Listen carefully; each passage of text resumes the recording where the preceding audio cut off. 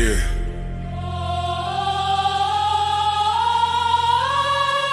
This ain't no handouts. No shortcuts. No middleman. No middleman. No middleman. No middleman. Middleman. No middleman. Middleman. Middleman. No middleman. Middleman. Middleman. No middleman, I get it direct. Pressure talk, I don't deal in the flex. Cut the line, I don't wait, I collect. If it's mine, I'ma claim my respect. No middleman, I move with intent. Boss moves only, every dollar was spent. No favors, no deals, no rent. Built from the ground, now the whole game bent. Started with a vision, had to cut the distractions. No handshakes, just results and reactions. They was talking plays, I was making it happen. Turn losses to losses, then flipped it to passion. Disclaimer: this broadcast is intended for commentary, discussion, and entertainment purposes only. All topics and statements are based on publicly available information, including news reports, social media content, and third-party sources, which may include allegations or unverified claims. The views expressed are opinions and should not be interpreted as confirmed facts. This content is not intended to harm, defame, misrepresent any individual, organization, or entity. Viewer discretion is advised.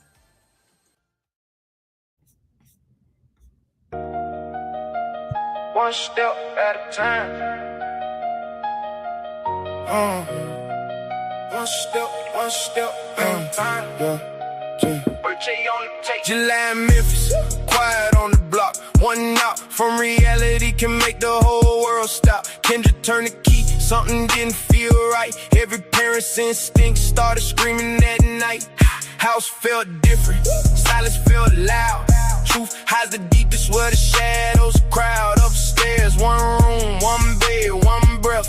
A stranger underneath it, and minutes later death. Now the cameras roll, headlines spread fast. Everybody judging from the end and not the past. One moment became the story they all see, but every tragedy begins long before the scene. It never starts with a crime, it starts with a conversation.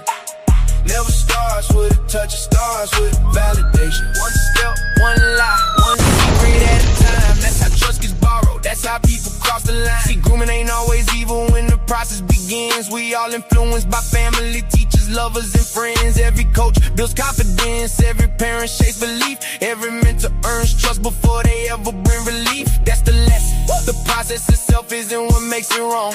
It's the purpose behind it that changes the song. When it's used to protect, it helps people grow. When it's used to exploit, that's the danger we should know. So before we judge one mother, before we choose one side, maybe that's what happened during all the months before that night. Because monsters rarely knock, wearing horns on their heads. Sometimes they arrive one conversation at a time instead. This isn't just about Memphis, it's about recognizing the process. Because if you understand how grooming begins, you might stop the next headline before it ever gets written.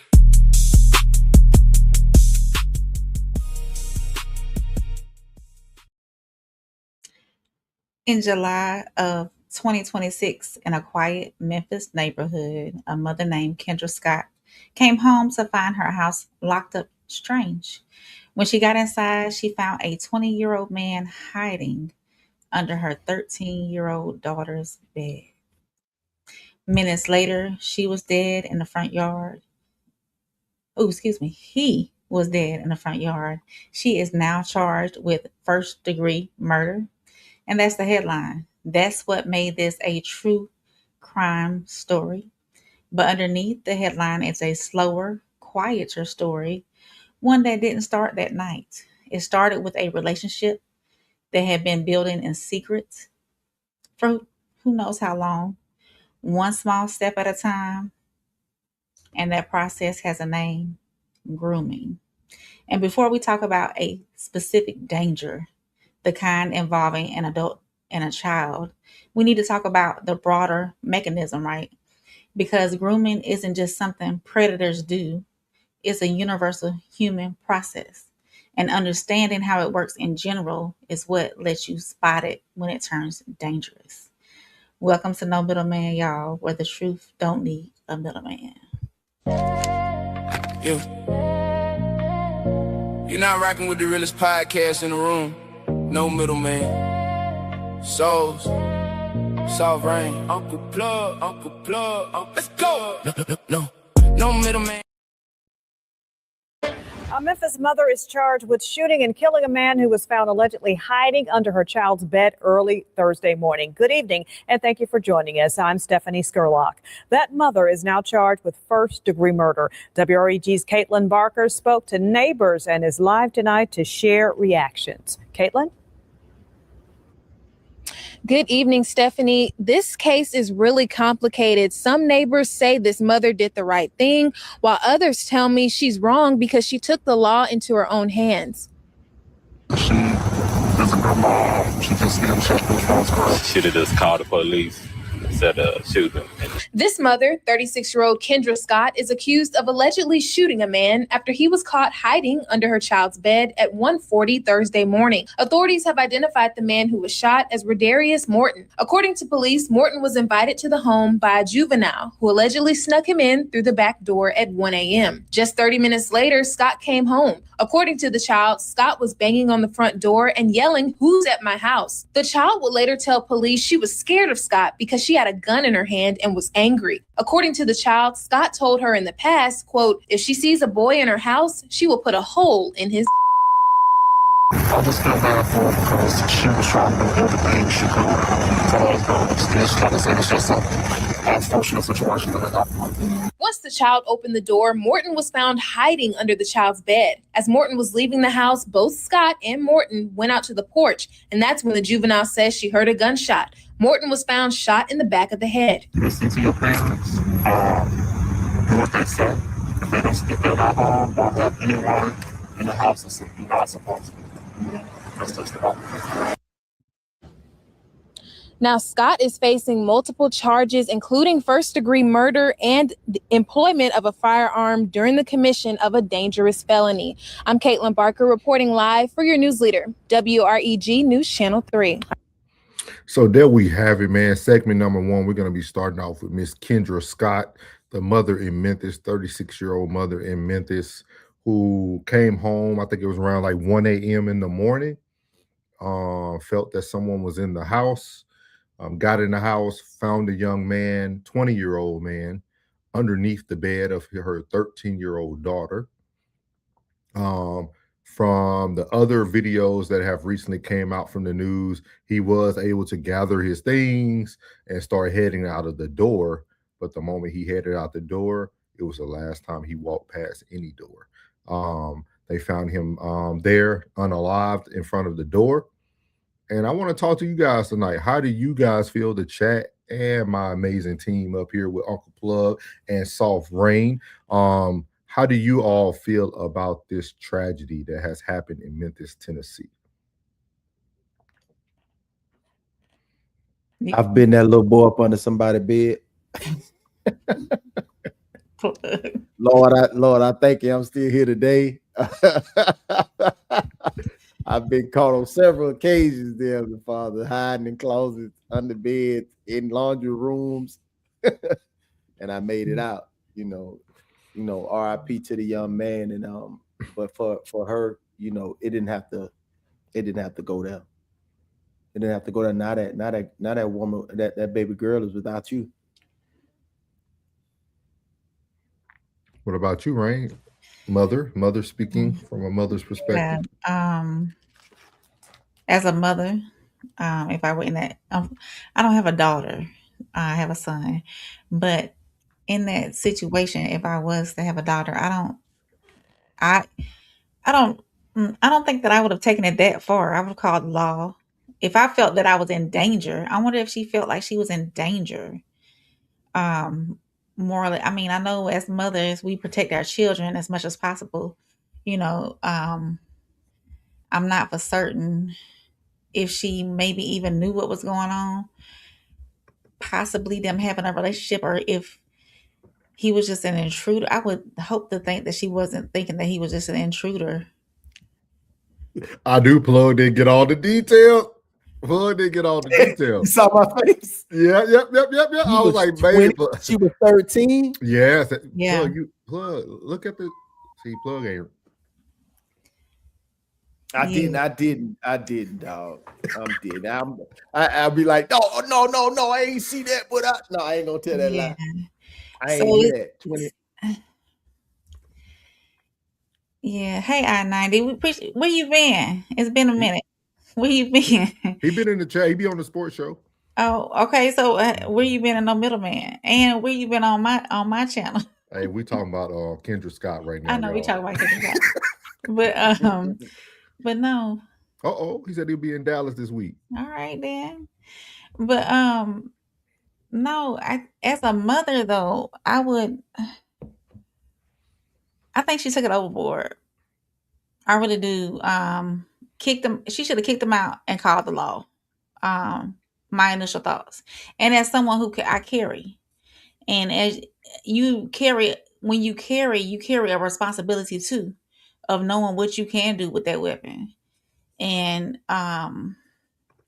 unfortunately, she let her thoughts overtake. She saw red and she made red happen. Unfortunately, there was no pause in it. She didn't think twice. If she would have thought twice, then he would still be here. And granted, him being 20 and she being 13, it should have been going on anyways. But with that being said, there were other avenues to what could have transpired other than this young man losing his life. Now, was he doing right? Absolutely not. But he could have been taken care of in other ways, as far as being convicted of a crime, so on and so forth, instead of losing his life. So 13 years old though. 13. I'm starting to get confused. I'm very now that Plug know, I'm gonna let Plug re-answer, but I'm very shocked with your response, right? I'm very shocked with your response. Yeah. Just with how y'all act about everything else in the world. But what you mean? Go ahead, Plug. Okay. Go ahead, Plug. 13, bruh. 13. Bruh. You mean to tell me all them little girls you graduated with, she was 13, bruh. He had no business doing what he was doing. No, he had no business doing what he was doing now. Mm-mm. I'd have been caught in some closets, but I was under some beds, but she was my age. Right. She was not 13. Keep the comments coming, y'all. We see it. I'm not at 15, I wasn't even looking at no 13, yo. Did you want some older than? What? I told you, man, when I was 14, I'm looking for 16 because she can drive. At 16, I'm looking for 18 because she can buy me some Black and Milds or some Newport. At 18, I'm looking for 21 so she can buy my liquor. At 21, man, I always was looking for something older. Always. I don't grasp that concept. Yeah, I was in closets, bro. Penny, I was in closets. So how do you look at it now, though? Like now that you know, the mom walks in, all right, paint the picture. She walks in. This seems like something, this is not assuming, this is from the statement that the young daughter made, right? My mom told me if she finds a man in the house, what she was going to do, right? So obviously this is not the first time this young lady has brought someone into the home, which we'll get to that later throughout the show today. But we're talking about that, right? But now the mother probably, it looked like if y'all go to watch the news, you could tell she had a Ring camera on the door too. So she's probably seen the activity that's going into her home. She gets into her home. She then finds a 20-year-old underneath the bed.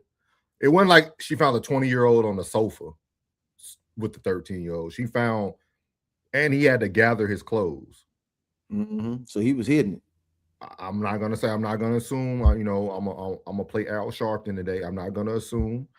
We're gonna just say that he was under the bed. Maybe he was hot. Maybe the house was hot. No AC. We gonna assume. But the house was hot. No, that's what we do. That's what we do. Now that's what y'all. Not we. That's what y'all do now. That's why I'm saying I was so shocked with Rain's response. Because I'm thinking about a mother protecting her child from what some people would consider a predator. Yeah, he a predator, cuz. Like So- ain't that's a predator. so, dog. No, like- I get it. But you talking about and- calling? But you talking about calling the laws? tell she him to could've get out did my something- house and call the law. Yeah, but y'all okay? All right. Y'all Yes, don't I'm wanna have that. protecting my child, but I'm doing Okay. so in the legal way. Is he threatening me? Is he threatening my child? Is my child's life fast, being too. lost? She fast. I'm thinking in the aspect that she fast as hell. The 'cause she mama know knew she what was talking going to an on older because she boy. had a Ring doorbell, so she knew that man was in her house, But he a and predator. she though. plotted the whole way home. She had Either to have way- plotted the whole way Now home. look at Either all this. way, Look at all this assuming y'all doing now. It's Now look, assumption. look at all what Yeah. no. What I'm saying is whether he out of there, she would have called the police. Either way, because I know any man that's in the chat right now. If a 20-year-old man was in there with your 13-year-old daughter, you finna give him You airing it everything. out. You airing it out. You giving him everything. He ain't making it You out. giving He might him not make. all- He might not make it from under the bed. He ain't gonna make it because off the top, who that is in there? Who that is in there? It'd have been over with, man. It'd have been a closed casket. Straight up. I don't know, y'all. Straight up. How you don't know about this one? I'm saying I don't think I I'm wouldn't confused. have I'd be gone in there and confused. aired it I'd be out. confused. I'd be confused when things are more black and white, like not like people, but on paper it's black and white. Something happened. The lady responded, but then we can speculate a million things that we never seen footage of and Right. have all like. Come on, y'all. Come on now. Let's go, no middleman. Come on now. Come on now. I just Come on now. and supposedly he was hit in the back of the head correctly. Then they say he was what you said, Plug? See these type of situations for me. See these type of situations for me, Ray, are very simple. We ain't gonna miss. We ain't gonna miss them. We ain't gonna miss 13. 13 predatory. 13. No. 20, 13. And after I get done with him, I'm whooping her too.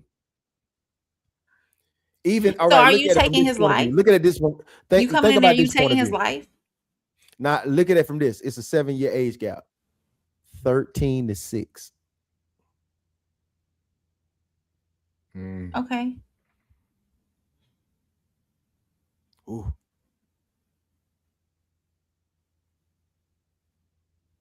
Gee. 13 to 6. That shit hit different now. No, I'm saying I don't see, maybe because I was a teen girl. And you was fast. I ain't gonna say I'm not gonna air my business out. No, you're going in the right direction though. This is gonna be an amazing series. This is gonna be an amazing series and show. Mhm. So if I'm allowing this man to come be with me as a teen girl, You saying you wrong, not him. I'm wrong. not saying yes, I'm wrong because I know better, for one.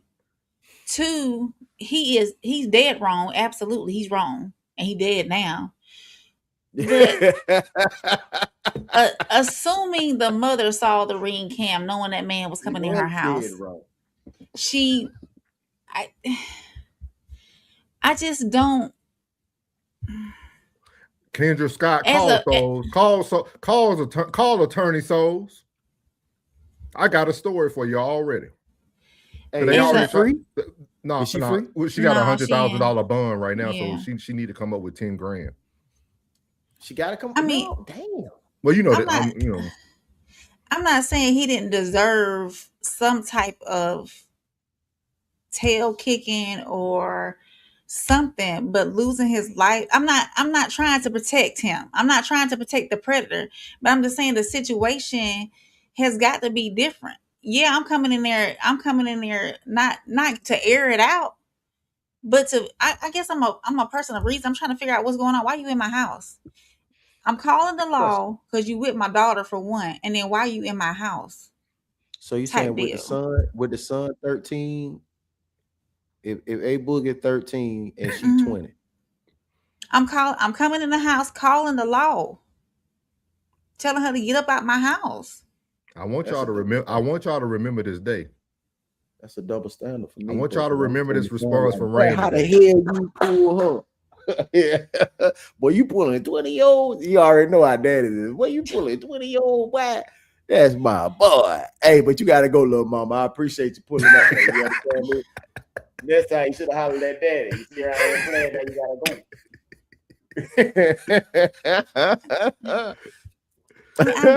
I get it. I do. Now don't get me wrong, I get it.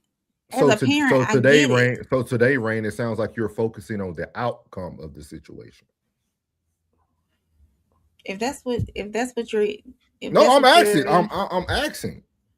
Because what are you implying, Souls? No, because like we don't always do that. You know, when I go into talking about the outcome, you know, I'm everything but a child of God. I hear what you're saying. You're speaking a lot of logic right now.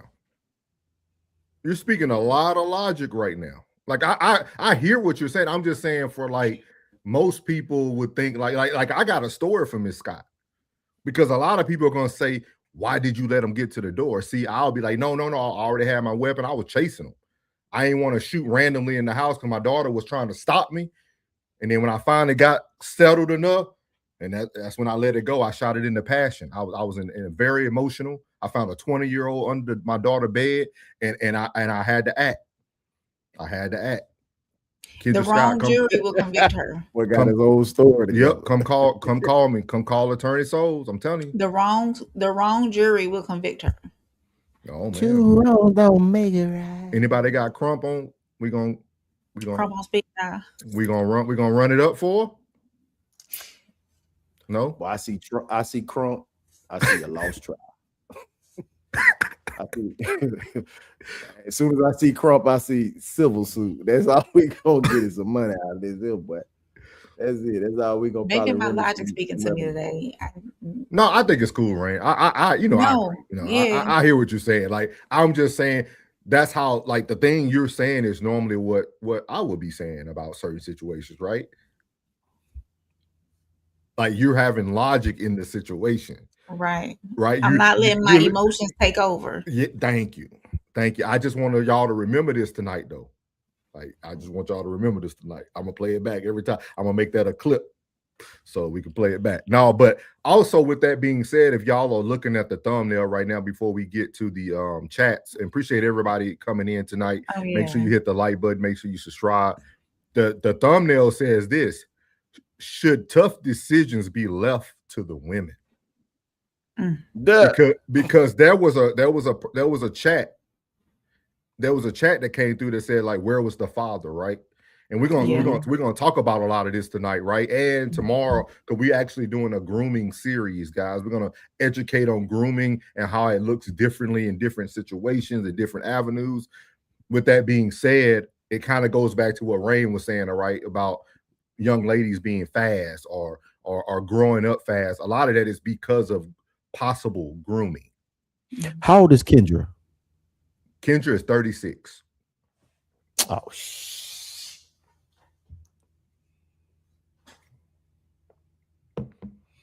look at that age. But you got to think about it too. You got a 13-year-old young lady, right? We're talking about the facts that we got. You got a 13-year-old lady who's at the house watching kids. You see what I mean? Like we forget as parents, sometimes we put the cart before the horse. You put these kids in grown folks situations. He'll be watching insurance. I can watch your kids, but I can't have my man over. Your man shouldn't be 20. But no, I'm just saying. Okay. That's how this all starts to look when you think about, man, we got a great series for y'all. It all gonna make sense, man. It's all gonna make sense, man. Let me play a little music, man. Shout out to our guy Courtney, man. Courtney, he normally goes live in the morning because he's on a different coast. Shout out to Courtney for the $2 bill. Appreciate you, big dog, for always supporting, man. Let me play a little music for you, man. What we got in here? What we got, man? What we got? And he has awesome content too. So y'all go over his page and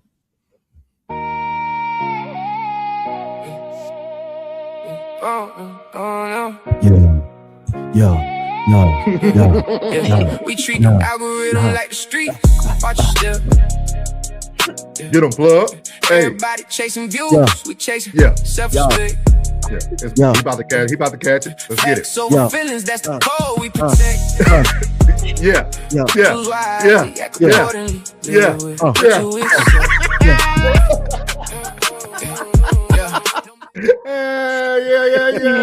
You know, Uncle Plug with the bars. No, man. Shout out to Courtney for always showing support and love, man. Great show over there. Y'all make sure y'all go over to the Courtney Egger show. He also has another show. He's on Banter. Something for Banter. It's a good show with him and his homeboys. Barter, I think. Banter and Barter. Yeah, great show. Great show with him and his boys, man. They got some sponsorships over there. Them boys moving, man. So good stuff, man. Good stuff. So we're gonna let Rain read the chats, and we're gonna try to answer some of these for y'all so we can have a discussion tonight. Penny said, that's not an invite if she's a juvenile. Mom got it right, but wrong because she waiting to the porch in the back of the head. Miriam said, Penny, not the pew-pew. Mike Hunt. Welcome in, Mike. Is this Mike been going in? Now, this is the first time Mike going in, too. Mike letting y'all know. Well, thank you, Mike. But thank you for being here. Yeah, but yeah, you weren't 20 years old, and they weren't 13 years old, right? Yeah, he was asking Plug. He cleared it up. Okay. The fact here is he was 20, she was 13. He got exactly what he deserved. All right, Mike. Tell him, Mike. Penny, rain hands, rated E for everyone. Quit playing. Rated E for everyone. That's dope. Hey, Miles, it's been a minute. He said, "What exactly is the difference between murder and manslaughter?" I'm gonna start it, and we'll explain it at the end of the show. That's a good question, Miles. I'm glad you are here to be educated, sir. Muriel said he would have pew pew, but while he was looking at me. Mike Hunt said, How did this see y'all missing? How did this see y'all missing? How did y'all miss it? He was talking about the age. He was 20, she was 13. Are y'all missing this? Muriel said, I have a daughter. It's lights out. I believe you too, Muriel. After every Wednesday, I keep getting more and more of a dose of you. I don't put nothing past you now. I don't put nothing past you. And she a vet too, so she got that training. Yeah. Mike said the girl is 13, he's 20. Hello, that's the death sentence. Mike, where you from, big dog? Penny Probably from right here in the great state of Texas. Penny said that's grape in a lot of states, and yes, it is. And I will say this: if I didn't take care of him outside the fence, once he got inside the fence, then people were gonna take care of him inside the fence. Boy, look at him. The booty be like a cup holder. See? Mike Hunt said, so he was going to get his regardless. Mike Hunt said, I'm going to say it again. If you thought a 13-year-old and a 20, you're done. Mike also said, she was 13, he was 20. That's my daughter. You don't even make it to the effing door.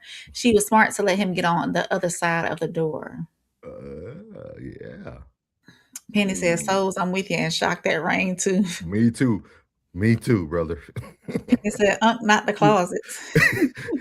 Trapped in the closet, Arkels. Yeah. Mike said, Big D, home of the greatest football team in the world history of the Dallas Cowboys. He in the D with it. Flood called it. Hey. He sounded like he was in a great state of Texas. I knew he was in a great state of Texas. Yeah, he did. I-90. Wes said, yeah, I'm with Plug. When I was younger, I looked for older, not younger. Mike said, I don't you take my sweet 13-year-old daughter. I don't give a S. What excuses are 20? You 20. Bye-bye. He said, 20, bye-bye. Bye-bye. Miles said, if age is in question, don't do it.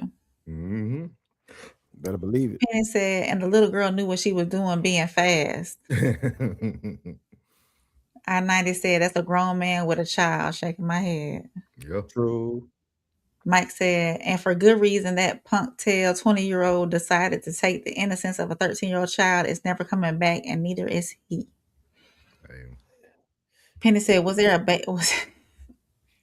Y'all, he a fool. I ain't even see that. Penny said, rain showing the white side. Read that one The more logic side, the logical side. Yeah, No, yeah, you think so? it's only one side on that side. Miles said, "Where was Dad?" Penny said, Yeah. "Moving all types of furniture." Yeah. Jen said, "I don't think most mothers would have discernment in that moment." She said, Bang, bang, Kate. And she said, "K." bang, bang.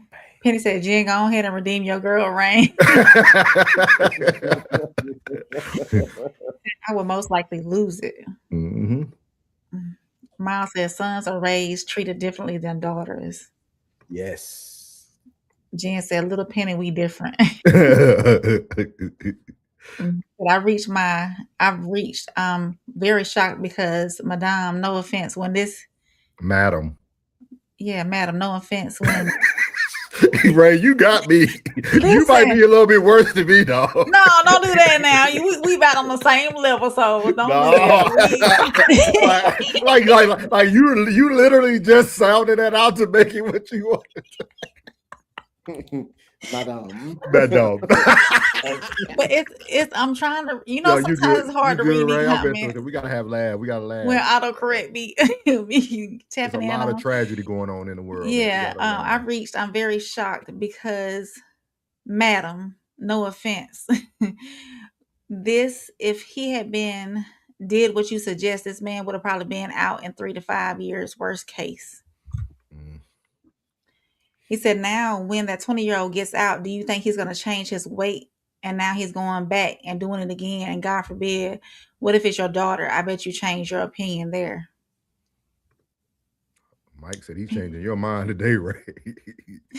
Penny said his life was forfeited as soon as he stepped in the house after hours. Mira said all predators need to be in the upper room. The upper room. Izzy said, "Yer." What's up, Izzy? Penny said, "I see that Jen. We team belt to tail. BTA."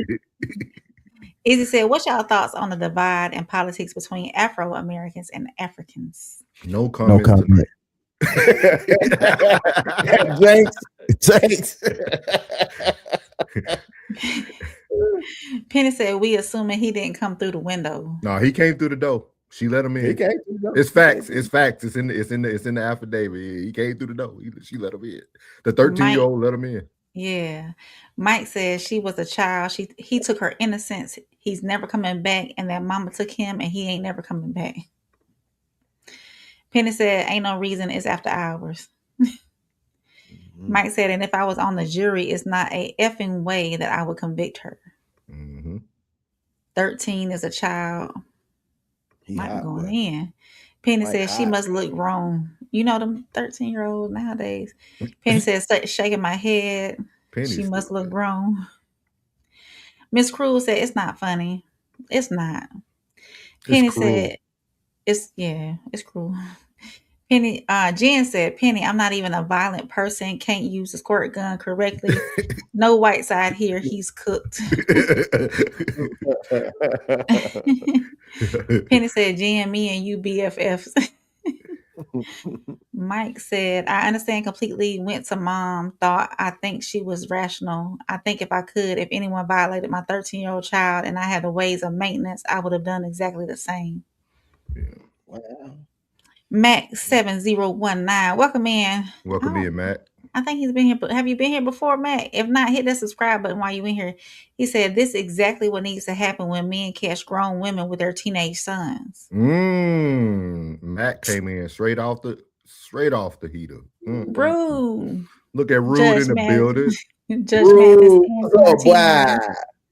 You missed some great sports show, Rude. Make sure you back this Sunday now. Mira said, "Penny and Jen, you are reading my thoughts." Little Penny said, "I'm logically loading rounds." Jen said, "Absolutely, Mac." Hold up, y'all. Let's skip around, man. People get hold on. I'm gonna let you go ahead. Go ahead. Mike said, "I don't know about that in the daughter. She wrong if that's the case. You can't get past this one if she's a child." Paul said, "When I was a child, I did childish things, but when I became a man, I put away." My boy brought out the word on him before he put him to the heavens, boy. Hey, I'm gonna see you to heaven with the word. Hey. Penny said the mom really needed that self-defense class to know the law. Miss Cruel said to the dude at the bottom, don't leave your wife, girlfriend around your son since it's so funny. Ooh, Ma'am, Plug, have a don't good you day. laugh. Plug, don't you laugh. Jen said Miriam, Shut up. Rain will whoop that tail all the way out the door. You right, Whoop Jen. that trick. Whoop that trick. Whoop Get that him. trick. Whoop Get him. Oh, Mike said many dude got hemmed up trying to gather up his Jordans. We can't read all these, y'all. Yeah. We're gonna get through the chat, man. We appreciate y'all. What's up, Hey, Classic in the Classic. building? Good Classic show in the today, building. Classic. You and Ted. Mike said you unfolding the clip. You unloading the clip. You put another clip in. You unload that clip. You put another clip in, and you unload that clip too. Mike said he got all the ammo. Yeah. Penny said age ain't nothing but a number of rounds. Yeah. So we appreciate what I-90 said. He said, I'll be staying in downtown Dallas this Wednesday. Any good food spot recommendations? Kitchen and cocktails. Yeah, kitchen and cocktails. If you want some good barbecue, make sure you go to Terry Black's and Hutchins. You got to try them both. Try them both. On his side of town, it'll be Cadillac barbecue.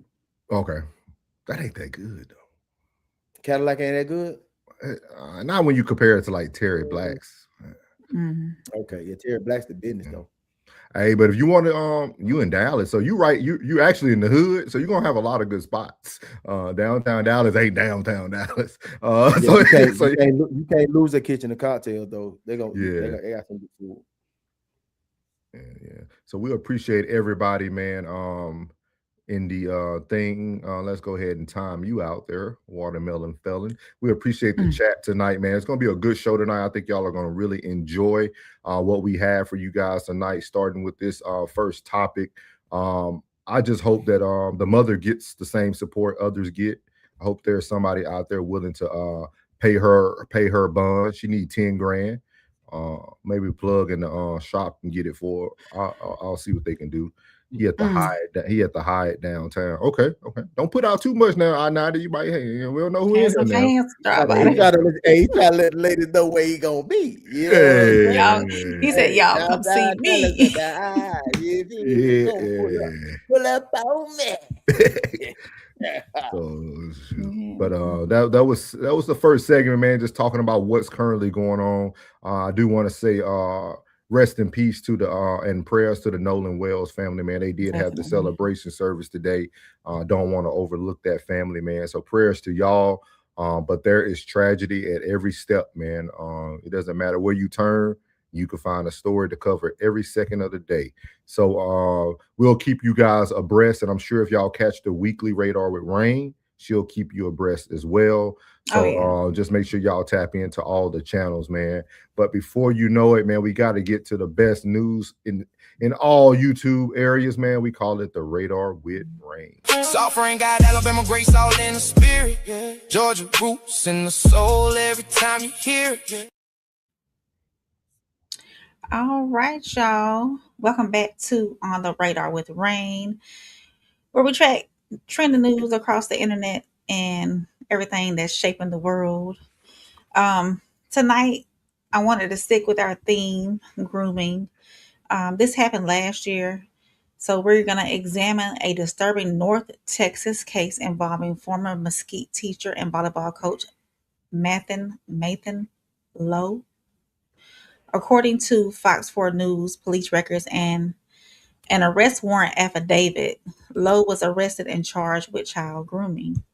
These allegations have not been proven in court, and he is, of course, presumed innocent until he is proven guilty.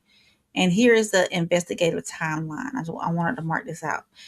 According to the affidavit, Lowe first met the teenage girl in May of 23 through a volleyball-related gathering. She later joined his volleyball team in the fall of 24. Investigators allege that private communication began around March or April of 25, and after Lowe reportedly asked for her phone number to send volleyball footage. That's the first part. Police say the messages became increasingly personal during the summer of 25. The affidavit also describes 3 alleged in-person incidents during September of 25. The girl's mother reportedly discovered the communications around September 28th, and the allegations were formally reported to Mesquite's police on October the 2nd. Lowe was arrested in December of 25, with police reporting the arrest on December the 10th. But what investigators allegedly found on his iPad is what makes this case alarming. So police say the device contained an apparently AI-generated document titled Hypothetical Counter-Influence Plan. Hypothetical Counter-Influence Plan. According to that affidavit, the document outlined a 5-phase strategy involving trust building, emotional influence, doubt, power shifts, and making the teenager believe she was making her own decision. Police have not identified the AI platform or released the original prompts that he used. That matters because AI can organize ideas, refine language, and make manipulation sound supportive or caring. And to be clear, AI did not independently commit the alleged conduct. Responsibility remains with the person using the technology. But this case has a question. Are AI companies, schools, churches, sports organizations, and parents prepared to recognize technology assisted manipulation before harm occurs? Mesquite police say a former teacher used AI, artificial intelligence, to come up with a child grooming plan before he was arrested. 32-year-old Mathan Lau is facing a grooming charge related to time he spent at the Christian Center of Mesquite. While he was not an employee, his father was the senior pastor there. Fox 4's Claudia Castillo has more now on how AI was involved with his search. Claudia. Hi, Heather. Hi, Steve. Yeah, what makes this case so interesting is what you just said, how artificial intelligence was used to allegedly groom this teen girl. Now, I sat down with a criminologist to get a better understanding of how this works. Whenever somebody says, well, I met him or I met her at church, and therefore it must be somebody that's safe, right? So the reality is that, you know, we don't know what we don't know about people sometimes. A police affidavit obtained by Fox 4 Monday describes unusual interactions between 32-year-old Matt Lau and the victim beginning about a year before his arrest. Police say the victim tried out for a volleyball team Lau formed that practiced at the Christian Center of Mesquite, where his father was senior pastor. Detectives say over the next several months at the church and elsewhere, it escalated from sexual conversations to sexual contact. The affidavit says at some point Lau began discussing how to kill someone, saying, quote, he always had an assault rifle, pistol, and knife on him, and more than once hugged her and, quote, ensured that her hands touched his gun during the interaction. When you have an adult that is not only trying to be a predator towards her innocence, but also using a weapon in order to be able to ensure that she does as he pleases. Police say among the evidence they seized was an iPad with an artificial intelligence-generated note titled Hypothetical Counter-Influence Plan that outlines a step-by-step plan to emotionally influence the minor. It includes steps like stabilize and strengthen her and plant gentle doubts. Police say the plan was consistent with grooming characteristics. Look, I think that once artificial intelligence became accessible to the public, we criminologists began to be concerned because we thought that it could be weaponized in order to victimize individuals. Alex Del Carmen, a criminologist, says parents need to keep up to date with the changes in technology. And I think what we see in this case is a clear example of how artificial intelligence can be manipulated, can be used in order to be able to engage in a criminal offense of this nature. In a statement, the Christian Center of Mesquite said Lau was not an employee of the church, but it is reviewing its policies due to allegations grooming occurred at its facilities. The church says Lau's father, senior pastor Kevin Lau, has resigned, though he has not been accused of any wrongdoing. Del Carmen says it's a reminder to have tough conversations with your children. So I think it's important to keep those lines of communication open and also to be a little invasive. And I hate to say that, right? But as a parent, you have the right to be able to find out what it is that your child is doing. And sometimes that leads to really difficult conversations. Well, Lau was arrested and has since been released on bond. Police say that he had previously worked at Pioneer Technology and Arts Academy in Mesquite. They're asking if anyone has any information or other allegations to reach out to them. Back to you guys.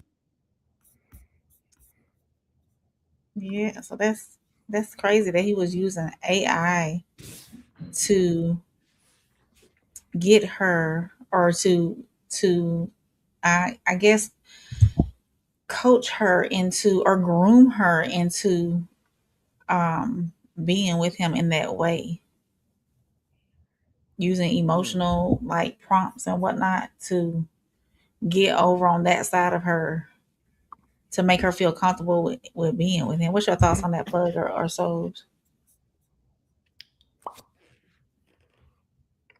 AI plan to manipulate a minor. Hypothetical counter influence plan. How much of this is going on a daily basis? It's got to be a lot. I'm I a, think I'm a a, lot. Yeah. Like how much of this is going on a daily basis, and not just in the sense of grooming them to be uh, a slave, or they grooming little killers. I don't know, man. This is weird. Like, folks are weird. This is go ahead, bro. No, I mean, I agree. I agree with you on this, man. I agree. For everything that's meant for good, there will always be some evil in it. You know what I mean? That's just the life we live in, man. I feel like he had to, it goes on because you had to hear it from somewhere. You know what I mean? Like, Yeah. nothing just falls out of the sky. Like, nothing just, oh, I'm gonna create this plan, and this is what and we're gonna talk about it from today and tomorrow. Today it'll be from a different standpoint. But with that being said, I mean, it's out there. It's heavy. Um, think about it, man. People don't even care about like being registered no more or nothing. Like, you can go on YouTube right now and just find pages where people like set people up and find these people who do these predatory things, man. Oh, yeah. It's becoming such a norm, man. It's like people don't like to admit to it, man, but like majority of people are profiting off of tragedy. Like, So I mean, ask this even question. yeah, go ahead. Ask this question. Like, why don't anybody interview these? These are the people that need to be interviewed. Like, to really ask them, like, what was you going through? Why would you do this? Because I know this is the first time someone's been caught for this, but it goes down on a regular basis, bro. And it's things of even hate speech. Yeah. Because I was raised in that. A lot of hate speech. You know what I'm saying? And that stuff, it lingers with the child into their later years. You know what I mean? Just little innuendos that you just shoot at them. That's a portion of grooming as well. Especially if I would call it grooming if you're grooming, like, it's different when you're trying to inspire a child. But kind of thwarting their minds to be negative, to do negative things, to be violent. You know what I mean? It's something to teach self-defense and teach violence.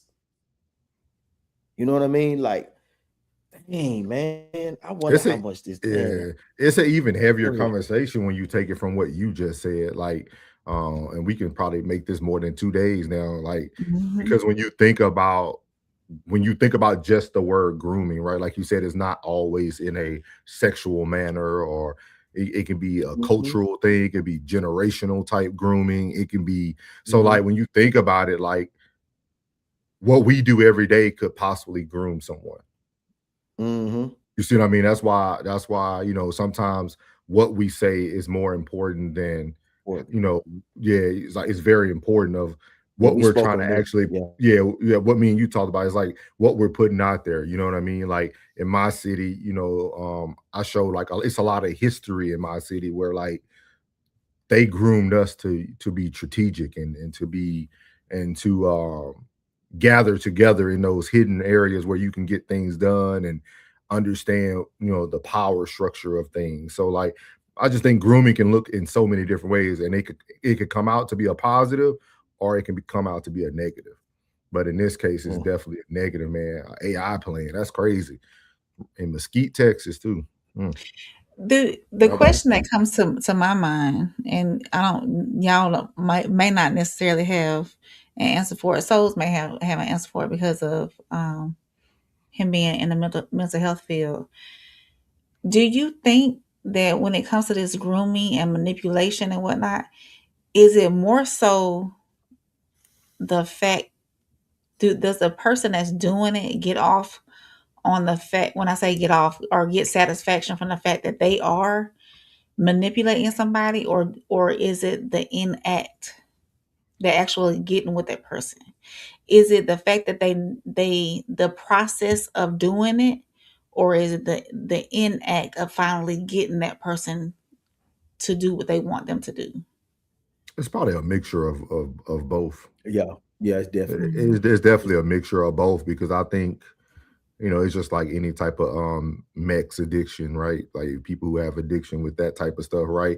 It starts off as like, just maybe you have a bunch of women partners, and then before you know it, you start to get more loose with your decisions. You know what I mean? Yes, Yeah, sexual deviant. you start becoming, like you said, deviant, and then before you know it, you become what they call like a voyeur, right? Somebody who might be doing whatever in the car now. Like it's not even about being with a person. It's about you just getting whatever you need to get out. You know what I mean? Like it's deep, man. It's very deep. Yeah. It's deep.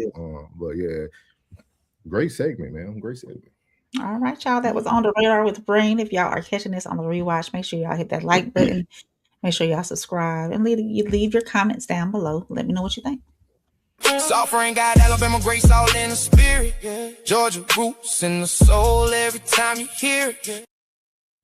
All right. Y'all already know what time it is, man. We just got done with the Radar with Rain, and there's no other way to go than the real spill with Plug.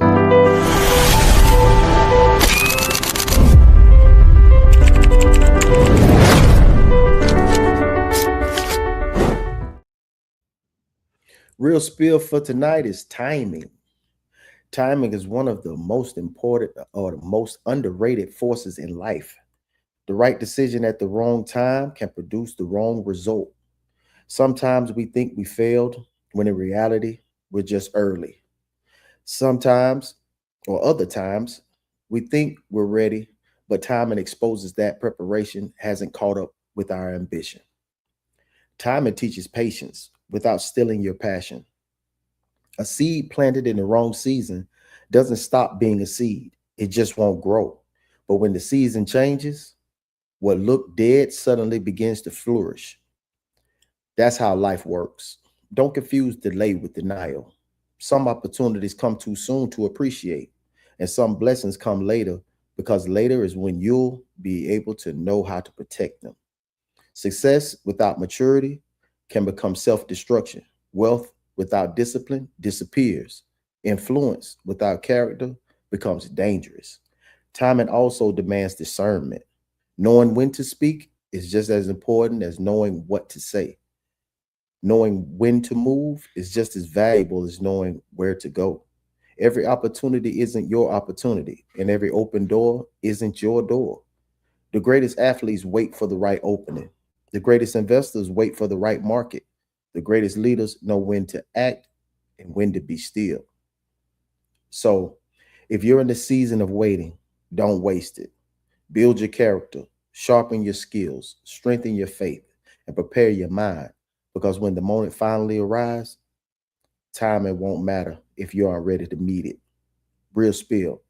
Timing doesn't just reveal opportunity, it reveals preparation.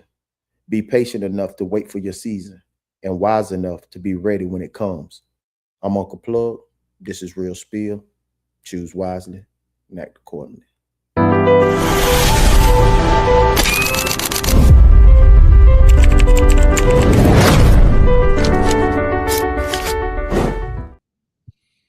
Man, my boy been on fire, bro.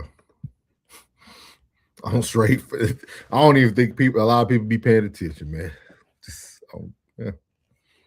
Man, can you read that? I think it was the first line that said, you could be too early.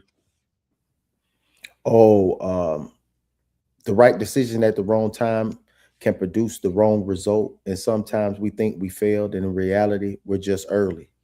Other times we think that we're ready, but timing exposes that our preparation hasn't caught up with our ambition. Man, I live that every day. That's my life every day. I love that, Plug. I love that. That's my life Take every that day. and post that on your Instagram or on your do a post Yeah, on. like that is powerful. That is powerful. Like I don't know how many times I have contacted Plug or Rain, and I could show y'all something the next day, like 24 hours later. Like, bro, look, the thing that was just judged is being done right now. Like it's like I think 2K said it on his show like last week. He said people think you're crazy, but you're just too early. Like you see it, you see things before other people see things.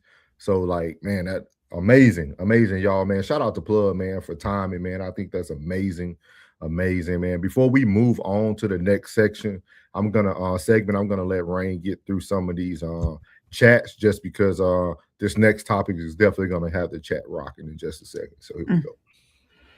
Penny said, keep your kids safe, people. They got manuals out here for pedos. Penny said, AI ethics is a joke. We wasn't ready. I agree with that, Penny. I think all that is ahead of what we were expecting. Penny said, senior pastor. Yep. Be the ones. Mario said, did she just say it was interesting?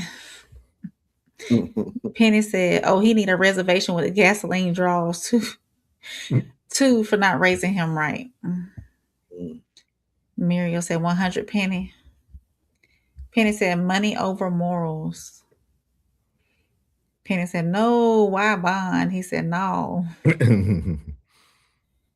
I-90 said, it's weirdos out here, shaking my head.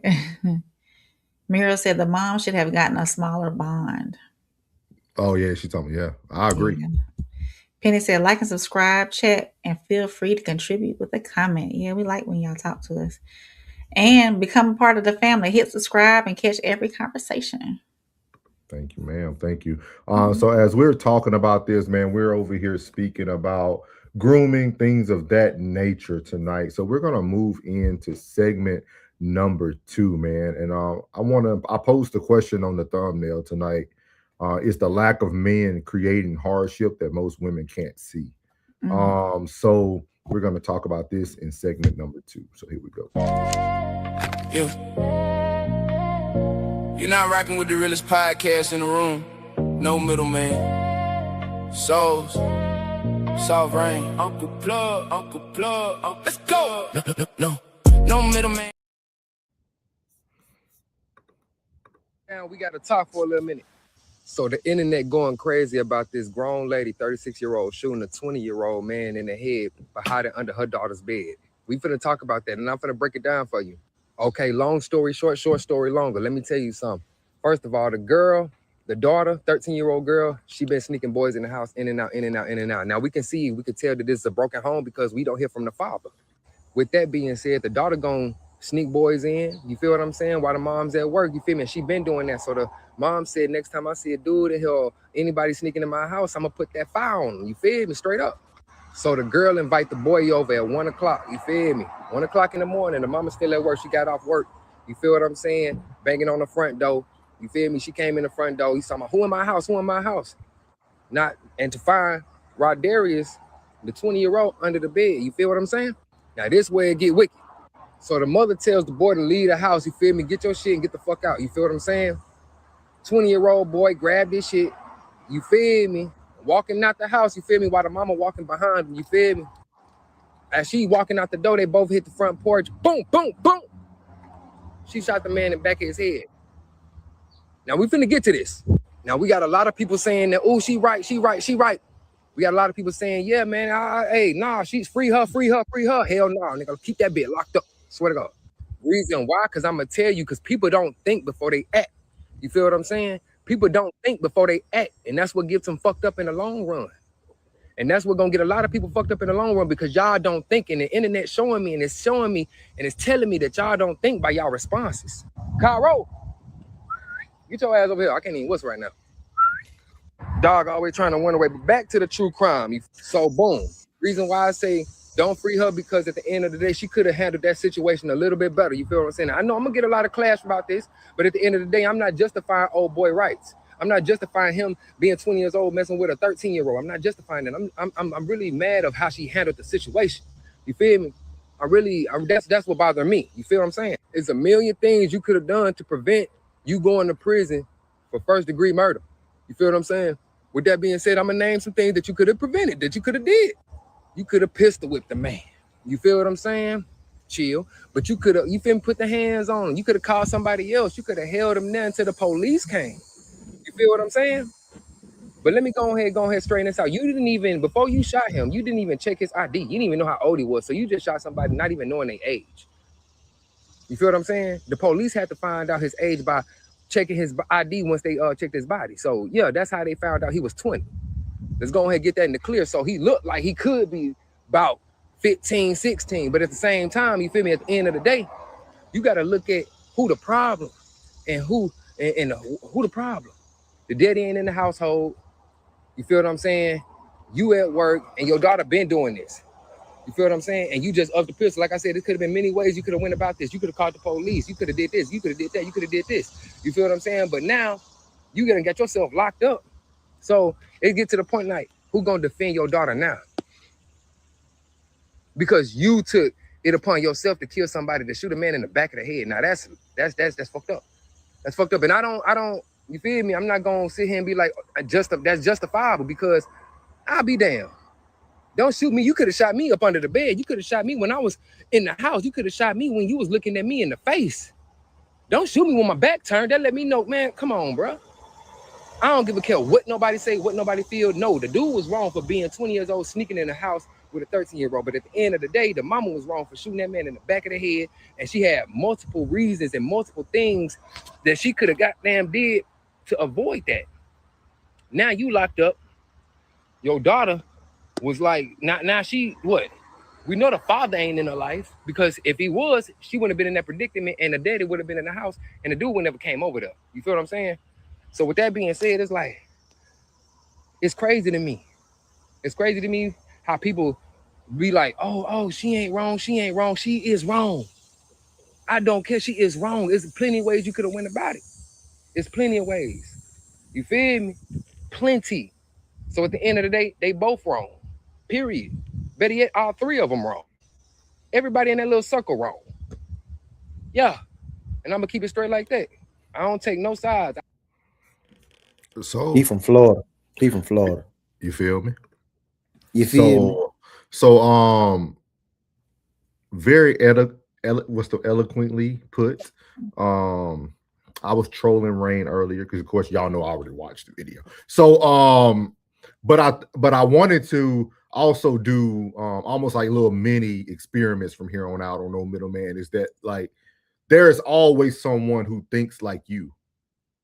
Regardless if the disagreement is loud, there's always someone on the other side that agrees with you. And that's one of the things that I'm learning very quickly, is that others might be loud, they might can talk faster, they might can say it better, but there's always someone on the other side that feels and thinks like you. So there's never a wrong answer. Never. It's just whatever answers that sounds good for you. So that's why I wanted to play that, because I didn't know what Rain was going to say today, but it worked out perfect for you because you have somebody who's adjacent to you. What is y'all thoughts about this? He hit on a lot about the hardships, right? If there was a man in the household. We did a whole series about we need to save the youth and talking about how men need to step up. No Middleman, I think we are going in the right direction. We have everything's kind of lining up in these conversations. So go first, Rain. Hey, Rain, you got some redemption. Go, do you think? Hey, he made a lot of sense. He spoke logic. There was 3 wrongs in this situation. She chose. He said everything that I was like, okay, so she shot him in the back of the head, so she could. She had a good shot, right? To hit him in the back of the head. Could she not bust him in the kneecap or the ankle or something, and then call the law? I mean, I'm not in that situation, so I don't know, because she acted in the heat of passion. If I was to come home and catch a grown man up under my daughter's bed, I'm telling him to get out and call him the law. I'm snatching him up. He would have left everything there that he owned. You don't own nothing else in this house. You getting up out my house, and I'm calling the law. Now, if you pose a threat to me while you're in my house, now that's a totally different story. A Attorney souls. That's a good way to go, Rain. Totally. If you threaten me while you're in my home, totally different story. Totally different story. But in that situation, with that being said, in that situation there, depending on what transpired with me finding you up under my daughter's bed, etc., that's you're making your future. If you go quietly, I'm still calling the law. But if you don't go quietly, things will happen. Because I gotta protect me and my family. If I'm the head of the household, obviously the daddy not there, so I gotta protect my family in that sense. So you come in here and you coming at me and you posing a threat to me is a different story than you just like getting from up under the bed trying to run away type deal. But I'm still calling the law regardless because my daughter know your name. Calling the law, we're gonna report this to the law enforcement.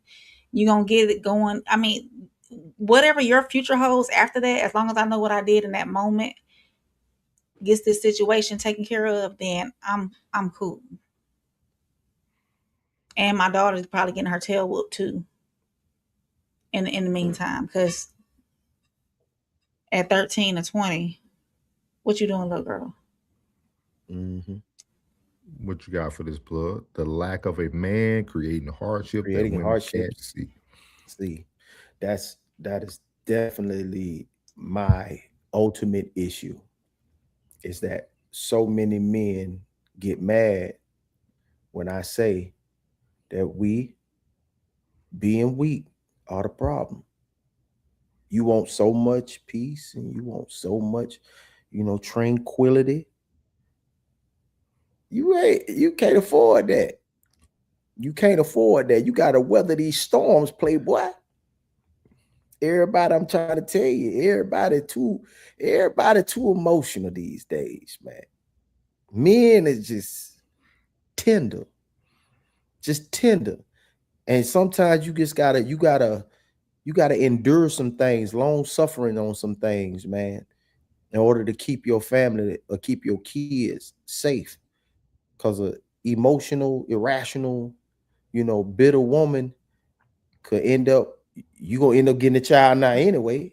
Whoever the dad is, he finna get the kid now anyway, because she got the other parent is gone.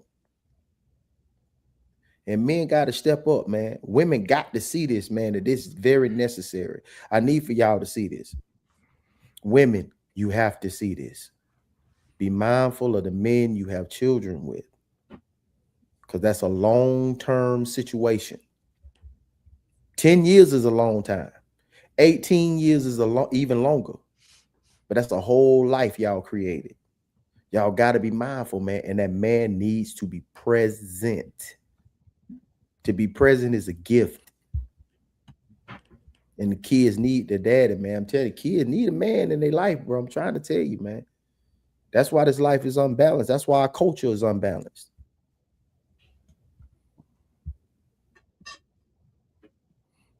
Yeah. So for the topic, I have nothing for what Buddy said, because I can neither agree nor disagree. You know what I mean? Because in that moment, that woman did what she did because of what's happening. And the father would definitely act away just like that woman did. But the lack of a man is creating hardships that most women can't see. You need to make sure that you're making the right decision having that child with whatever man you're having that child with, because the lack of that man being present is detrimental to them kids. Yeah, and that's why I wanted to word it that way, just talking about like the hardships that a lot of because once we normally talk about like separation or divorce or the first thing we go to is like child support. We always go to the monetary side of the hardships, and we never think about these hidden things that could come up, that those one-offs, right? Like, man, if a father was there, would this be different? Would this little girl know how to feel to be loved by a man and not have to go seek it from an external source of an app or or have somebody, you know, grooming her from electronic device. Like, you know what I mean? Like, we don't think about those moments. We think about just, oh man, I'm gonna be on child support, or oh man, like we never think about these hidden moments. But I do have another question that came to my mind when I first seen this. How do y'all feel about women having lethal matter, like lethal sources of like a gun, or like, do you feel like women need that, or should women have Yes. less lethal, like pepper spray, taser? Hell If she's yeah, they. trained and can use an efficient, I'm sorry, go ahead, Bud. No, baby girl, go.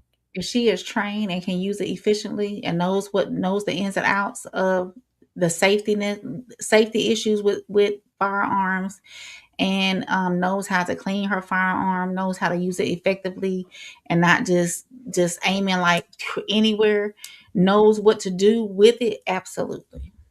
Do you feel like this was a scenario that was used correctly though? No. Okay. And do you feel like the woman at Walmart used it correctly? Woman at Walmart.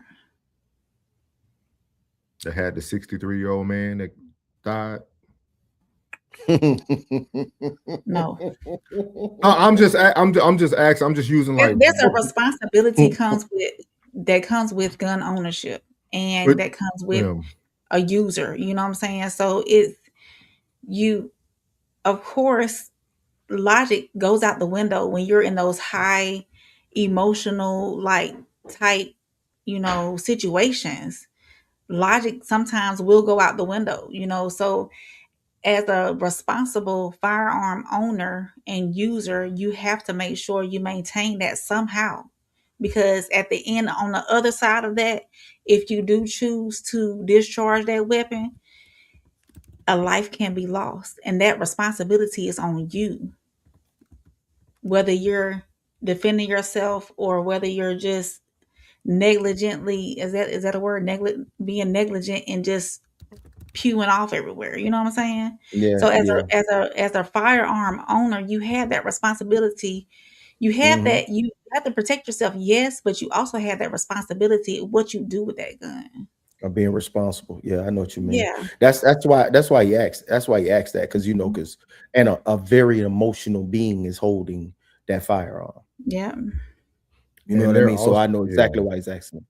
Yeah, because that's the first thing I thought about. Like the men should almost be replacing that lethal form that you need, right? Or getting you into some self-defense classes or things of that nature. But I pulled up some data in 2024 nationally. They did a national representative study for adults with firearms access. They found that 91.7% reported they never used a firearm defensively during their whole lifetime. Like, even think about that. So over 90, the other 9.3% that are using their weapons aren't even probably registered gun owners. It's the worldwide violence we see, right? The horrible use of weaponry. It said, and then also in 2017, they did, that's funny that y'all said Pew. It's the Pew Research Center surveyed and found that 17% of current gun owners said they had used a gun to defend themselves, their family, or their property at some point in their lives. So only the studies back then, it was only 17% of people who actually even used their firearms to defend themselves in like an area that was considered like hostile or things of that nature. So just something to think about when you think about, who should have firearms, why you need them. Are you actually going to be able to use it in the right manner if needed? I think lately we're starting to see that social media, we can see so much now. I think we feel more danger than we actually encounter. Yeah. I think people move so emotionally now because like everything they see. So now when I get out and I feel threatened, I go into like the worst case scenario because that's all I see. Damn, you good, boy. You is good, boy. You is good. That boy good. Like I really feel that.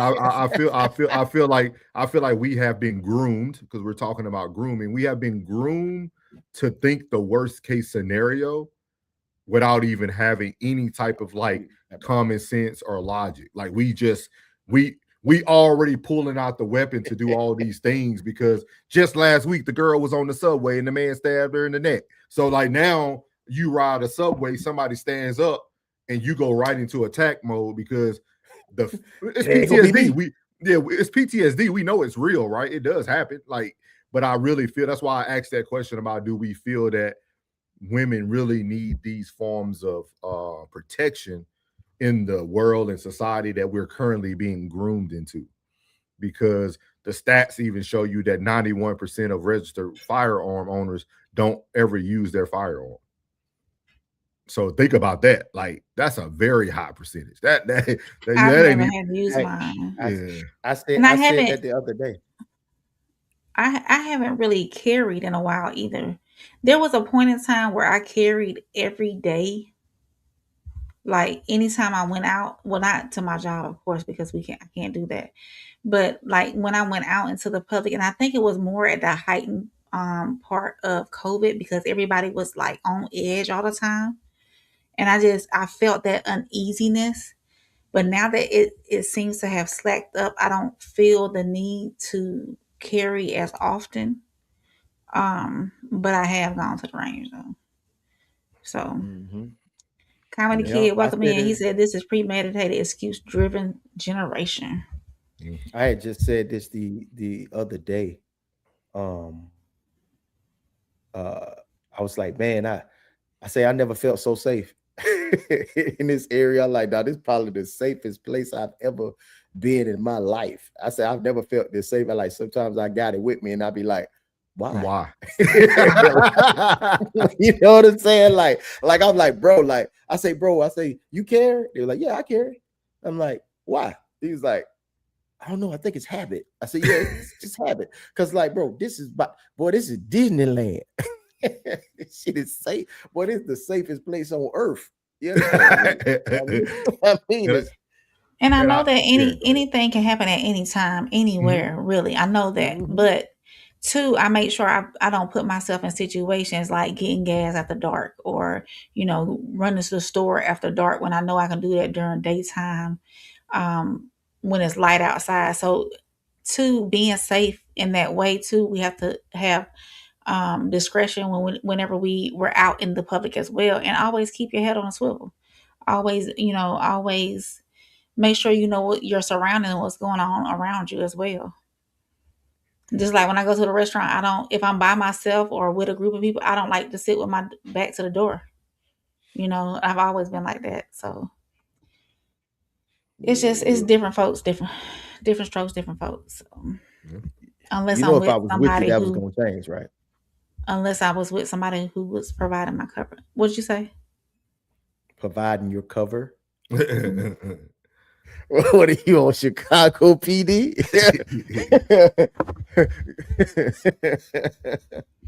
Being a cover for me. Mike said, I've been coming, but I don't read none of my comments. It is because I'm white and I'm good looking white man. That shouldn't make a difference, but it seems to. All right then, Mike. Confidence. You been here before, Mike? You been before, Mike? He said he been here before, but I guess he don't put any comments in. Penny said, oh. That's what I'm getting from the comment that he just had. Penny said, is it the lack of men or the poorly chosen man that gets consistently chosen is the issue? Penny said, oh, and we feel you, homie. Laugh out loud. Penny said, this man got a teacup puppy whistling like it's a Rottweiler. I did think that a big dog was going to come. Wait. Penny, you wow. I did read that again. This man got a teacup puppy whistling like it's a Rottweiler. So really sit with that for a moment and think about that. Like think about it. Like, but think about that's what makes this so dangerous. Like me and Plug, I was talking to Plug yesterday. This is what makes this so dangerous. Because the same person that could come off like that is at home walking a teacup puppy. Like think about that doesn't mean nothing, but I'm just saying like it almost doesn't. I know what you mean. I know what you mean, bro. We're getting all this hard advice from somebody with a. It might have been his ladies. Put your soft ass down. Wait. Come here, boo boo. Jen said, "Little Penny, you feel me? No." Jen said, "Answer the man so he can stop asking." Penny said, "The problem is he don't know castle law in Texas, bro. She was within her right, just not outside from behind. So I can't get down with his logic." Jen laughing.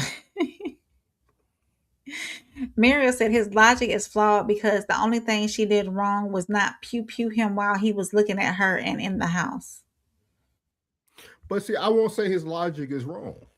I think he's speaking from a place of someone who might feel they're more emotionally intelligent, or they feel like they can handle situations a little bit better.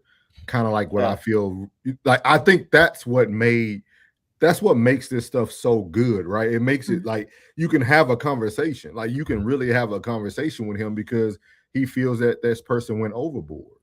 You know what I mean? And some people might feel like it's not true, but it could be true in other people's opinion. You know what I mean?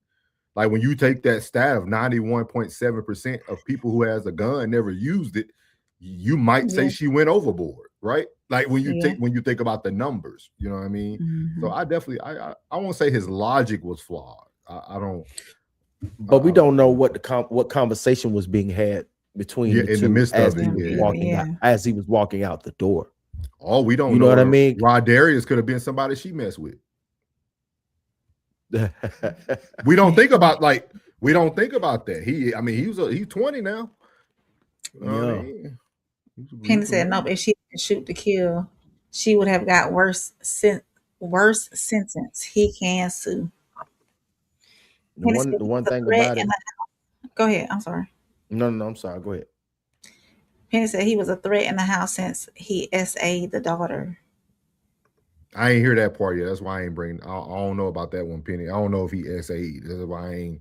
Because if it was consensual, then I don't think I don't know per law. I don't know if a 13-year-old could consent to that. But, can consent? No. No. Anything Muriel 16, said. 17 can't consent. Muriel said, "Real talk, Penny. You have to shoot to kill. Pew to kill." Jen said, "Threat to my child is the same as a threat to me. Pull it." Jen said she ain't. Jen said, "And the daughter had to learn the fast life somewhere." That is true. That is true. Penny said, "You was in fear of your life after seeing a grown man in the middle of the night leaving the room of a minor that don't live in my house, and you a female. Nope. And just to answer y'all question, 16-year-old is in many states the age of consent, 17-year-old in some, and then 18-year-old in others. Okay. That's what I said. Penny said, "And my bet is she had that pew on her win." And there is also something called the Romeo Juliet exception for close in age, even if that person is like older. Okay. Mira said, "It's not that we."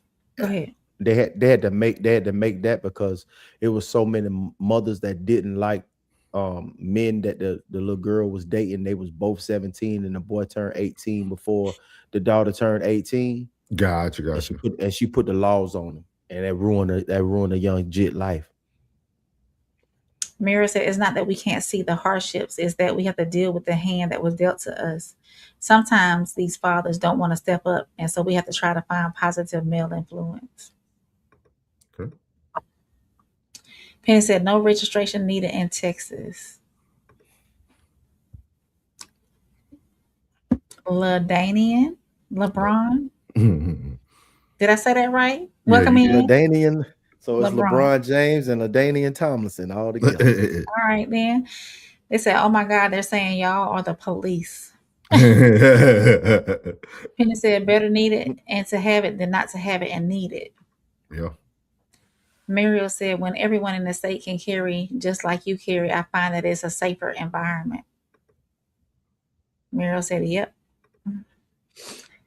Penny said, "Muriel, yes, ma'am." What's up? Big Sko is in the building. He said, Shout out to Sko, man. Congrats on your CCL too, man. Congrats, man. All right. Sko said if his back was turned, castle law will not work. And he knows. Penny said he's speaking from the teacup puppy whistling. I'm telling you though, I will tell y'all that black lady, if y'all get an opportunity, she got a white attorney who's really bringing in a lot of nuances. So we'll see. Mira said, "Not my daughter. I'll be singing R.I.P." R.I.P. Sko said he was 20 and she was 13. The age for consent is 16 to 18 years old, and in some states it's 15. Richard, he said, or the fear of prison, what scares people? If people think deeper, they not scared of no gun. Sko said, and it's not castle law because he was invited into the home. Yeah, that's what. And the daughter didn't. It was crazy, man, because it's gonna be a lot here. Like the daughter, like even made a statement saying all this stuff about her mother. Like it made it sound even worse than, you know what I mean? Like almost like you don't even have the protection of your daughter, of you protecting your daughter. So it's very unique. Richard said, no matter what the law says, people should discern what's right or wrong, not a rule book. I agree with you, man. Welcome in, Richard. Welcome in, big dog. That's deeper than it was said. Like real talk. Yeah. Penny said a minor can't invite the man into the home. So it's a lot. It's a lot here. I think it's going to be a lot, and I think that's what's going to make this very interesting. Again, hopefully, Rain and us, we stay in tune with what's going on there. But I think it's going to be very good, man. So great segment number 2. Now we're going to move into segment number 3, and we're going to start getting into grooming here. So here we go. Yeah. You're not rocking with the realest podcast in the room. No middleman. Souls. Soft Rain. Uncle Plug. Let's go. No middleman. No middleman. So shout out to segment number 3. Segment number 3, man. We're gonna get into some very deep stuff throughout this series. It's gonna be a great series for you guys talking about grooming, and we're gonna get into segment number 3 of generational grooming. I think a lot of times when we think about grooming, there's so many methods that it could come through. But let's see what this young lady has to say while she's eating her fine dining. So let's see right here. The women in the black household, they groom you to be a certain way, and then they demonize you for being exactly who it is that they created you to be. So it's like, y'all telling me I'm not grown. Y'all telling me to stand in child's place, but yet y'all not treating me like a child. But yet I have to do grown things. Yet I have to, physically do certain things myself because the adults in my life are not doing it. But then y'all telling me to stand in child's place. So how can I stand in child's place, but yet I don't have any childlike responsibility? It's not making sense here. Y'all not making it make sense. So, yeah. So just to avoid the copyright there, she was saying that there's kind of what Plug was saying earlier. There's a lot of times where grooming happens generationally, or it also happens within your home without you even knowing it, right? You're asking someone to be a child, but you're treating them as an adult. Like in this case, you have a 13-year-old who's at home watching your children, but then you're treating her as a child in certain scenarios or certain areas of their life. And she talked about that there's a lot of mothers, and that she even experienced it, that, hey, you're telling me one thing, but you're showing me another. And every day. And that's where like the grooming starts, right? Because grooming is not just someone having to say certain things to you, actions. There's a lot of different forms of grooming, which we'll discuss throughout this series. But I thought it was very neat of what she was saying about we're asking these young ladies to be a certain way, but we're showing them a whole nother way. So what is y'all thoughts on this about the generational grooming? Most mothers show their children manipulation at its finest. They and most mothers show their sons a very feminine approach on life. Because if you tell him to exhibit male attributes, he's going to say, how? Because you can tell him to be tough, or you can tell him to be assertive. You can tell him to be certain things, but he doesn't know. He's only been on the planet for so long. I mean, you know, he's only been here for X number of years, so he doesn't have that example. So when he doesn't get the answer that he looks for, he's looking somewhere else for that answer. And then that example may not be that. Just like that woman, you're showing what they've seen is you be a certain way, either with their father or with their brothers or even with your own brother. But they don't really know. You haven't really taught them how to be a woman. You haven't really taught them how to be a wife. You haven't really taught them how to be the individual that you assume. Most people might say in their mind while they're explaining something to that child, and in their mind, it makes sense to them. That child is completely confused. And just to get away from the conversation, they would nod and agree and walk away and not have any fucking clue of what you just told them. It's too much of that going on. Most people wasn't taught how to teach the ones that they're teaching. Yeah. Everything comes with directions and instructions. Most people give instructions, no directions. Most people give directions, no instructions. It's not the same thing. Yeah. You may think it's the same thing. It's not the same thing. I could tell you, open that door. You walk up to the door, don't know what to do. All right, just grab that knob, turn it down this way. Okay, boom. Now that was direction with instructions. So most don't know. They don't know. And just to get away from the conversation, because they know they're not going to get the answer that they're seeking, they just nod and agree and walk away with nothing but utter confusion. Yeah. It's their responsibility to say, if you have brothers, to say, hey, I need you to come over here and talk to my son. I need you to come over here and talk to such and such. Maybe you can explain it better. Maybe if we tag team this, even if you don't have a man in the house, you at least have a brother, somebody who can help you explain it better. And I think the way she was saying that, that's manipulation, because what you're seeing, you're saying, I want you to stay in a child's place. Then how am I know what grown folks talk about? How am I know what they talking about? Because 9 times out of 10, y'all ain't talking about shit. Y'all ain't talking about nothing. Like real talk. Like this is worse than, I think it's worse than just grooming. It's something where it's neglect. It's information neglect. Because a lot of this stuff that we be talking about, man, like I think a lot of it just go over people's heads. They have an idea what we're talking about and we having a conversation, but I think it goes completely over their head. Because a lot of things that we talk about, I be sitting there going, damn, that was insightful. I'm 46 years old. I did a lot of living. And it still be like, damn, that made me think for a second. Like, and I'm like, damn, but that's something I should have known already. So I wonder how many people that's maybe, younger that have no clue of what's being said to them on a normal basis. Because most of them, that if you say their education level is low, they're reading at a such and such grade level.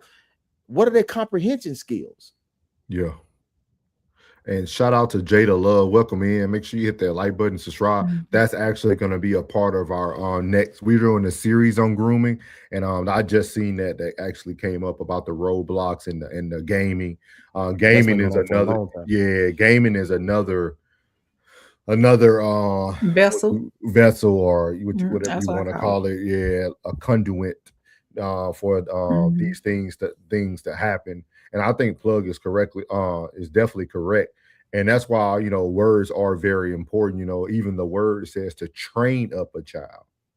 It doesn't say teach a child, doesn't say raise a child. It says train up a child the way they should go. Because to train someone, you have to do all those steps he was just mentioning, right? You don't train somebody and just throw them the book and tell them to go do it. You have to demonstrate, imitate, and repeat. You know what I mean? Like the DIR method. So like I always tell people, it's very, very interesting. And a lot of, and that's why I say too, like we're in a very unique time now, right? Because I remember as a kid on holidays, sitting at the kid table, the adults are right there behind you. they talking a bunch of mess as well. But as a kid, we were so focused on our life and like having fun and being with your cousins. Like we didn't really partake in like the drama or hearing the messy talk. Now that we're older, more people like pay attention to what's being said. But when we were younger, we didn't really have those same type of struggles of like almost being groomed from a distance. And it's just very, very, it's just very, very interesting, man, especially that generational grooming. And that's why, you know, when we have these talks, we all always, you know, most of the time we can have 3 different perspectives on relationships and how life looks, because it's the way you were groomed, right? Like Plug always tell people, like, once he met my dad, he understood me better. Like once you meet the people in people's lives, you start to understand them better. You know what I mean? Like once I meet Plug Dad, I'll probably have a better understanding on like, oh, that's why I Plug this way. Like once you start to see how people were actually groomed to be who they are, and then also you can see, as for myself, I take the negative things and make sure I don't do those things. He's listen. He's the man he's the man that I would want to be at his age. I'm a soldier. I need all this discipline I received. I need all the discipline. So I need all the discipline. I will say this, as a daughter of a single mother, it was just me and my mom in the household. And my mom worked sun up to sundown. Well, actually, after the sun was down. I hardly saw my mom when I was coming up. She would be gone out the door before the sun came up. And when she got home, I had her uniform ironed for her second job. She showered, did everything that she needed to do. And she was out the door going to her second job. And I wouldn't see her no more until either the next morning or later on that night if I was still having to be up. So there was a lot of things that I didn't do that was childlike. I was grown because I cooked my own meals. I prepared her meals as well. I washed clothes. I cleaned the house. You know, everything that I did would have, I was her GM. And she was the CEO, you know, so that's the way for most of my childhood and preteen or teen life, that's what I saw. So, and that's what molded me to be who I am today. And I will say this, I wish, honestly, I would have taken a different route with going off and going to college, but no, I chose to stay in town and start working. I worked 2 jobs for the longest. I would work from 7 to 1 at one job and then go work from 2 to 11 at another job. I had my own place and everything. So I took on those traits that I saw whenever I was coming up. Mama worked. I worked. You know, I still. Can I ask you a question, Ray? Go Can I ahead. ask you a question, Ray? Mhm.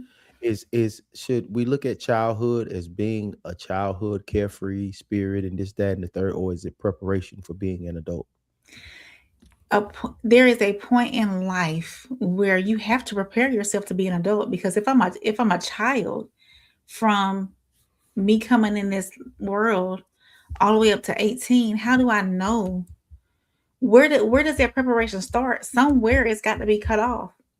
If I'm a child, if I have childlike responsibilities, or I'm a child, period, from 0 to 18 years old, I'm gonna go into this world lost. So somewhere along the line in there, like preteen or, 14, 15, 16, somewhere as a parents, we have to adjust and start teaching our children adult life, really, because if not, they're going to go in this world with no guidance, no financial responsibility, not knowing how to navigate adult circumstances. I believe if possible, the child should have a childhood, not necessarily carefree childhood, but know the responsibilities of life. But somewhere before, it's our responsibility as parents to prepare our child for the world, I feel. So somewhere along those lines, I don't know what age is best, but somewhere we have to teach our children responsibilities of adulthood. If not, they're Right. going to go into the world and fail miserably as adults, or get it wrong until they figure it out themselves. Right. And So maybe they won't even figure it out. They'll be a failure throughout their whole adult life and never have anything or never be successful. So it's our responsibility as parents to set our child up for this world so instead of would it be sending them out best there if, on like, their own. what at what age would you start Ooh. showing your son your bills, like showing finances, showing your bills? Say, hey, let me show you these bills I pay, and let me show you exactly what I make. You know what I I wouldn't mean? say Like, showing him exactly like what bills, how bills are done, like at 8, 9, 10 years old. But there's little ways you can teach them and start showing them what savings is, having responsibilities, and their job is in the house, having responsibilities in the house to get paid. Showing them how to invest. There's all kind of technology out here now where you can show them, hey, this is your account. This can go into savings, and you need to invest this money here. And A Boogie has started that he's 10 and he started that. He has an account and you can see where his savings are, what he can spend where, how much he has at a time, and investments as well. So it's never too early to start to show them the concept of what something is. But to get into technical stuff until when we start comprehending and really understanding what all involves, what goes on, then that's different. So I don't know. I guess that would have to evolve over time because you can I would teach think I would think that a childhood I would small think that concept. childhood is preparation. I would think that childhood is in preparation for being an adult. Um, you can enjoy your life through your adulthood. Yeah. You can enjoy your life through your adulthood. So I think we start with the room, or as a little toddler, you putting your toys away, and Yeah. that's in preparation for cleaning your whole room. Now you're cleaning your whole room. Now I Definitely. give you another task, and these different tasks that you do have different monetary value, and then I show you exactly why I'm paying you this, because I'm showing you exactly what I'm getting paid and what I take care of. And that'll take a lot of the questions. Well, mommy, can we have such and such? Remember what I showed you about our finances, right? We only have only a certain amount to do such and such. And that shows them, oh, okay, I understand now, because you showed me how much you pay for the lights and the water and the bills. And hey, mom, that costs a lot. Yeah, the longer you leave the light on, that's how much money gets taken out, because that takes away from our fun time. So Yeah. showing them that actually prepares them for that. Yeah. You want to try to eliminate all them little annoying ass questions that they gonna ask you. So you're Oh, gonna want to, mommy, how much money you got yeah. in your account? Enough. See, be like, what's enough? Enough. Now he doesn't know. Now he doesn't know what enough is. He doesn't know Yeah. a monetary value, especially when you're dealing with a male. You're dealing with a Mhm. male. A male needs Yeah. to know. We operate by numbers.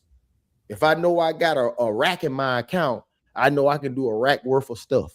You know what I'm saying? But at the same time, if that same rack is coming in next week, I would want to. It's all purpose. I don't know, man. I'd be dangerous. It's all preparation. I get it.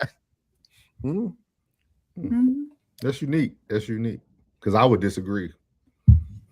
I think your children should live their life. They should enjoy their childhood. They shouldn't be worried about if I'm leaving the lights on, I'm affecting mommy and daddy's pockets. Like that's like, especially knowing your children. Some children are very like, let's say A Boogie for chance, if he's very protective of his mother. Once she gives him too much information, he now is worrying about things that only an adult should be worried Should about. worry about. Yeah, So that's why I say like you don't like I don't think you need to even be as direct as showing it. I guess it's different because technology is taking over today, so it makes parenting a little different. But in my upbringing, my dad just always gave us wisdom. Like my dad, like he never had to point it out, but my dad would always tell us, like, "Hey, son, you see how you never want for anything? Hey, I still want you to be better than me." Like he didn't have to like explain to me what better looks like, or I just knew, okay, Now I have a daughter at 18 years old. My daughter should want for nothing. Like, so how do I manage that? I manage it. And like, even with my daughter now, she's 22 years old. And all I did was provide her basic knowledge and wisdom. Like, I never really showed her a bunch of stuff because they're still going to be children. Even when they're in their 20s, they're still children. Like they still asking you for money. Like they still need to borrow money. Like it's just one of those things, like being there as a supportive parent and allowing them to embrace. I'm all about growth and trajectory. Like, I'm always asking my daughter, like, hey, why aren't you doing X, Y, and Z? Like, not even saving, like, hey, why aren't you traveling the world right now? You have no kids. You have no, like, how about you go see Thailand and see if that's something you go, like I'm more about exploring, because when adulthood hits you, it's going to hit you. Like, it don't matter how much knowledge you got, how well you can save money. When the life hits you, it's going to hit. Like, it's good to be prepared, I guess. But I guess in my day of time, we were old, so compared to most of these people. But my dad just always gave us wisdom. And I remember everything my mother and father told me, not everything they did. Like, I remember the small nuances of, like, hey, I know what your daddy out there doing, boy. As long as he come home and take care of the house. Like, I remember that still to this day. Like, I remember those little sayings more than I remember, like, the actions of people. Like, it was like the little deposits, kind of what I said today, like the deposits, right? Truth is depositing. You know what I mean? I think when we start to try to make this reading rainbow world, oh, come, let me show you how to save money. Like, you're lying to them now, because they're only able to do that with your help. What are they going to do when they're only at Walmart because they couldn't get a job they wanted and they're making bare minimum? And now they're like, Dad, Uncle Floyd, you showed me to put 10% away, man. If I put 10% away, I got $10 left. Like, now it doesn't look the same. Eat noodles. Eat noodles. You know, but I think it comes with, it comes with the time. We do have a lot of technology now. Like, they have the little debit cards you can give your kids, and you can pay them for the chores they do and things of that nature. But see, my mom didn't allow us boys to do chores, and we didn't do that. We had roles in our house. Like, my mom would tell my sisters that hey, your brother now, they don't wash dishes. They don't do that. You do that.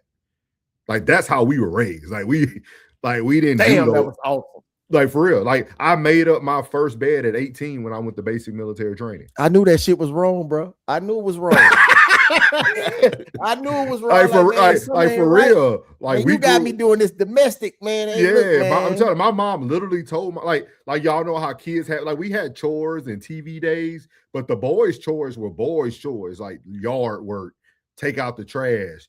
Like, the girls had the dishes and cooking, and like, we didn't have those. Like, for real, like, we were like in a very gender specific house. Like, it was like, my sister would tell you, like, if you meet my sister today, she's the same way now. Like, she's gonna serve her brothers first, still to this day. You know what I mean? So, like, that's just how we were raised, with very, very strict. I can't identify. I'm sorry. It was like structure. It was like a structure. And I tell people that, and like, this is growing up think about that. That's why I tell people your environment matters to a certain extent, but what you're in every day matters the most. Like, we walked out into Afghanistan in the city, but our home was so Brady Bunch. You know what I mean? Like, even like, Plug got to see, even now, man, when we get together as a family, we're a family, dog. Like, 100 deep, a family. Everybody sitting around. It's different. Like, we don't have the type of outlook that other people got, but that doesn't mean we didn't see the bad. They just, when y'all getting together again? Let me know so I can show up. Let me know when y'all getting again, because man, I need to get around some of that love. Man, like, I need to get around some of that, man. Like, that's what I'm saying. I miss my cousins, bro. I miss my cousins. Like, that's why for me, it'd be hard for me to have like certain conversations, because I'm like, I seen bad, but I also was given, like, my dad never gave us a curfew, but I knew not to come home late. Like, my dad never said, hey, son, you need to be in the house before. Like, but we didn't worry about that. My dad didn't have to tell me that I don't need to have every friend that I call a friend in our house because I never seen my dad with a guy friend. You see what I mean? My dad was confused with us. We got whoopings for borrowing video games. Yeah, no. Promise. My dad whooped his name was Calvin Willis. Take Calvin his game back. We got whoopings. We got beatings. We crying taking the video game back. Don't you ever ask another man for nothing. You don't ask no man for nothing. You don't borrow nothing from no man. That's how we were raised, dog. Like for real. Like for me, it's just yeah, like that's what I said. Like now, Grandpa Ted, he's soft. Like you know what I mean? But the Ted we had, like we in a football game. My dad had cussing us out from the stand. Boy, get your hands off your hip. You acting like a little faggot. Like that's how my dad was. Like for real, dog. Like for real. Like I love that nigga, man. We grew up around a men's band and a woman. Like it was separated. Like and everybody had their roles, and like it allowed me to make great decisions as I got older because I didn't have to figure out. I wasn't foggy on what roles look like. You see what I mean? Like Pug kind of said, like we're starting to confuse roles now. We're having debates about this now. Yeah. Like think about that. Like we didn't debate about that. Like there was no debating. Like me and Ted were watching WWE. Crystal and them in there. Cooking, washing dishes, washing clothes. Corn. Yeah, only thing we had to do all we had to do was walk them to the washateria. Or that's what we called it, the washateria, but some people call it a laundromat. We had to just walk. Yeah, we had to just walk. We had to do those things, like the protective things, the male, like go with your sister. Like I went out on every date my sisters went on, I went. My dad made me go on every date. I could tell you all my sister boyfriend names. They all had to feed me at every date. God. Hand on the Bible, everything. I went, my sister went to her prom. I was right there with them. Eating food. Extra large fry, Coca-Cola. No, high C orange. And hey, for real, like I was everywhere. Like that's how my dad did that. Like it was real old school. Like, okay, you courting my daughter, you courting all of them. There you go. I will say this too. It's gonna be hard for we see y'all chat. We apologize. I know. Yeah, it's gonna be hard for A Boogie to find a woman because he's gonna be looking for a woman that's like Mama. Because Mama makes stuff happen. Mama cook. Mama clean. And don't get me wrong, he does his roles. Don't be shocked if he finds the opposite though. He does his roles. He takes out the trash. You know, he does help load the washer. You know, and does tired of you yelling at him. Transfer clothes and stuff, and he puts his clothes away and he keeps his room tidy and stuff like that. But as far as like the woman's roles, as far as like cooking, washing dishes, laundry and stuff like that, cleaning the bathroom, stuff like now, don't get me wrong, he knows how to clean the bathroom, but with that being said, is Mama gets a lot done on her end. And I think that, you know, I think he's gonna be looking for Mama and a woman. You think? I don't know. I don't know because you're doing everything so independently. Mm-hmm. I think he's gonna have more confusion than anything. It's gonna be a lot of confusion because, like, not on his part, but like. Because we don't live in that world today. Like what I grew up in, that's kind of what he's growing up in. Like he's watching two women take care of the home. So for him, he's gonna be like, why do I need to get up? Why are you asking me to go? Like those women are gonna be disturbing his peace. like for real, because like that's a hard. I'm telling you, man. Like my mom created a monster in me, man. Like because I didn't understand it. You know what I mean? And like I was blessed to get married at a young age because I was able to mold my ex-wife, right? I was able to mold her into what I needed her to be off of my experiences, you know what I mean? And the lack of her experiences, right? So like I was able to like, and she was so immersed in our family, she seen it too. So it wasn't second, it wasn't nothing new. You know what I mean? Right. So she knew. She knew how JJ, she knew how JJ got down. You know what I mean? JJ told her our marriage wasn't gonna work. You know what I mean? So like, you know, I'm like that's just the way we rock. You know what I mean? So it's just very unique, man. Very unique. Muriel says she needed to be partnered better as well. If you have someone to look up to, you make better decisions. Penny said, not saying I agree with the time away from the house, but is it grooming or responsibility to watch your younger brothers and sisters when you're away?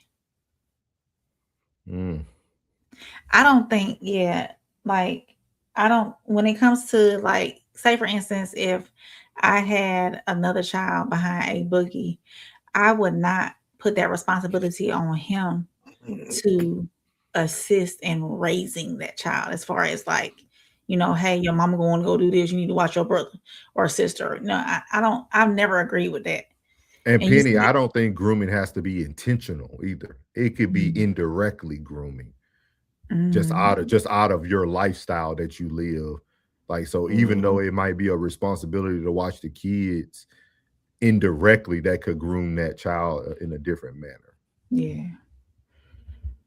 Muriel said that's why parents need to get babysitters from outside. My oldest never watched his siblings. He was a child. Penny says, see, but do you know these babysitters like that though? Muriel said, yes, I used my trusted friend's wife and their college age children who wanted to make extra money. Shout out to JD, is it Jada Love? She was talking. We definitely gonna be talking about that Roblox thing for you. So if you back tomorrow, you check it out. Yeah. Penny says sometimes it's the closest ones to the fam that be the predators. He said we provide too Damn, much. man. I knew they were gonna hit plug. Man. I knew they was gonna hit plug. I knew. I'm telling you, man. Golly, man. Y'all stop. Stop, man. Damn, you can't trust nothing. God. Penny said we provide too much access to our youth. Bridget said that stuff is on here, laughing but serious. Jada said they need to get it together before their platform gets shut down. Muriel said, as parents, it is important to talk to your children and always keep an open door policy for all their questions and concerns. I have preached that even at a young age with mine. Look, mommy, you need to talk to me. I can't do anything for you if you not telling me the whole situation. Muriel said, true, Penny, that's why you have to truly invest in knowing who you have in your circle. Jada said, it also can be the people closest to you. Penny said, facts, Muriel. Jada said, last school year, I heard it on the radio about Roblox. I was so mad. Plus, they banned Schlep. Jada said, let him back on the platform. Richard said, with peers, did you feel they were kids compared to you? Who are you asking that to, Richard? Was it Plug or Rain? Rain? For Rain. Oh, okay. For Rain. With peers, did you feel they were kids compared to you? You talking about when I was growing up, Richard? Is that what he's referring to? Yeah, when you growing up. Yeah, when you was growing up. I no, because honestly, we all, most of the people the neighborhood that I was in, they were single parent homes. You know, we were all in just about the same boat. But my white friend and my two Hispanic friends, of course, they have the nuclear family, the mom, the dad, brothers and sisters. So, but unfortunately, on the black side of where I lived, most of those families around there were single parent homes. So we had to do what we had to do. Plug, what you laughing about? Huh? What you laughing about? Don't mind me. It's 8-year-olds in Africa playing major roles in the family. Yeah. Jada said, what if they are autistic? Definitely can relate there, ma'am. Gotcha. Yeah. Muriel said the preparation starts when they become teenagers. Before that, let that child be a child and get to experience childlike things. Penny said there's a lot of lost 0 to 18-year-olds with no basic skills. We are headed into a lost generation without Google or a cell phone. That's very My sentiments true. exactly. That's very true, boy. Muriel said, but we start our kids off with chores. Like my kids have chores. They wash dishes, they clean, they sweep them, they mop the kitchen. You know, that kind of stuff is teaching them responsibility. Richard said, I'll tell them at 6. Just make a comment. They'll get you and ask when they are ready. Muriel said, if you teach them to budget and how to save for every chore you do in my house, you get money. Then you have to save a percentage. Penny said, train up a child in which they should go, and when they are older, they will not depart. Muriel said, yes, Penny. Muriel said, I don't show my kids my struggle. They do not need to carry my burdens. Richard said, either he'll be lazy or want everything himself, go months without telling him to clean and see what he wants to do. Richard said, plug got elephant's memory. So does soul.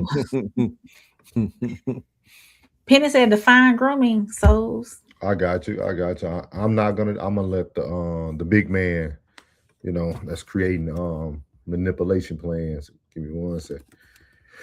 And then we do for Miles, we need to go over manslaughter and murder. Yeah.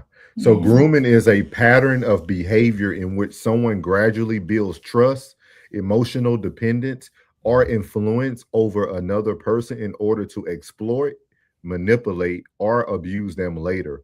While the term is most commonly used in cases involving children and SA, grooming can also occur in relationships involving adults, such as domestic violence, financial exploitation, trafficking, and cult recruitment. So pretty much it's a pattern of behavior. Yeah. So it's a pattern of behavior in which someone gradually builds trust, emotional independence, or influence over another person in order to exploit. I wanted to bring this up that day, but everybody was going so deep into it. That's why I said interdependence is not good. Mm-hmm. But the conversation was getting all over the place. But that's what that's what happens, right? Like people think working together and but over time it's a pattern of a behavior which someone, you hear that key word? Someone, didn't say both people. Someone gradually builds trust, emotional dependence, or influence over another person.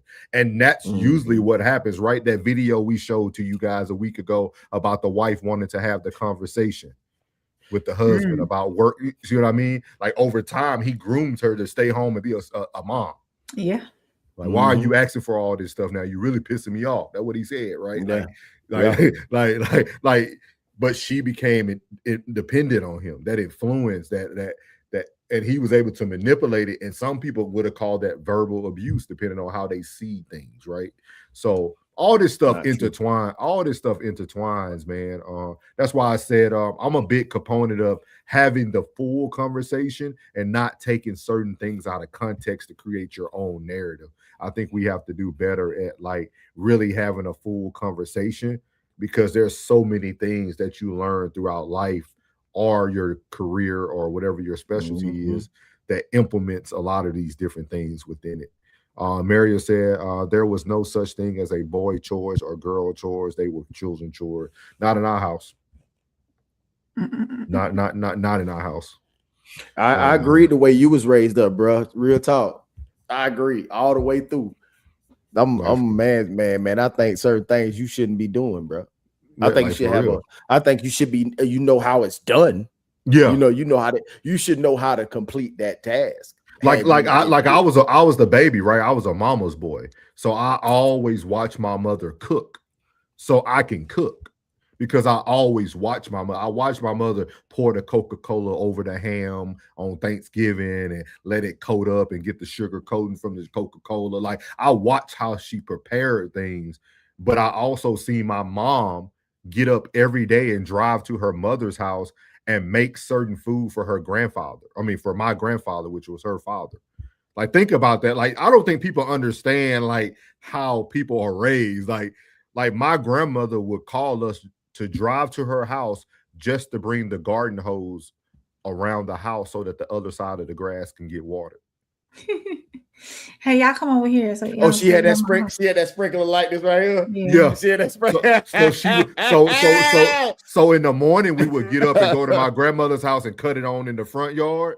And then Yeah. mid-afternoon, y'all know they watching Young and Restless, One Life to Live, you know, all that stuff. Like she would call us back over there, and my grandmother would ask us to, now can you get, hey Joyce, can you bring the boys over to move the water to the backside? Yeah, I'm gonna pay them. My grandma paid you for everything now. She was very welcome. My mom, Gracie Hamilton, rest her soul. She ain't gonna ask you to do nothing for free, boy. She paid for everything. Yep, she paid for everything. I can hear that right now. Yeah, it was nothing. Send them boys over here. I'll pay him. She had that Buick Regal that never left under the shed. Looked like it never been drove. Yeah. Ooh, they still got it. Yeah. My uncle had it at one point. I don't know if they still got it now. Man, if he got it, man, tell him that. She used to have that Humpty Dumpty in the window. Yeah. What color it was? What color it was? It was like a light blue. Ooh, that sky blue color. Yeah. I would have laid that. I'll go get it right now. Where is that? Like for real. And then when you go to our hometown, if you look up so my grandfather owned a bunch of land on North Market. It's still there.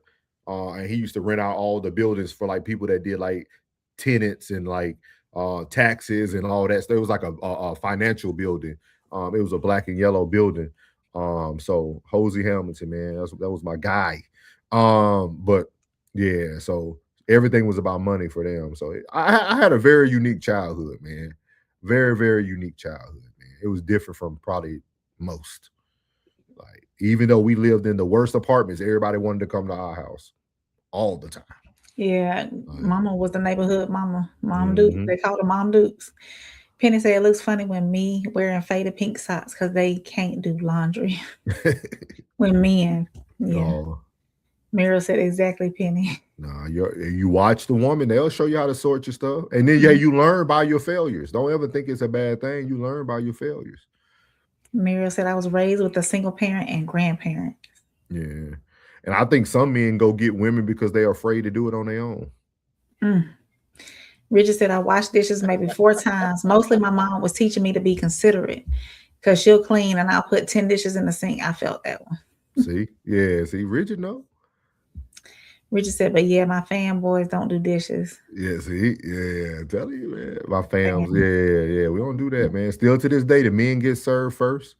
All types of stuff, man. We got a lot of written dishes. So I do that when I'm cooking and whatnot. I make sure I make sure my baby gets served first, and then I'll sit down at the end and take care of me later, So.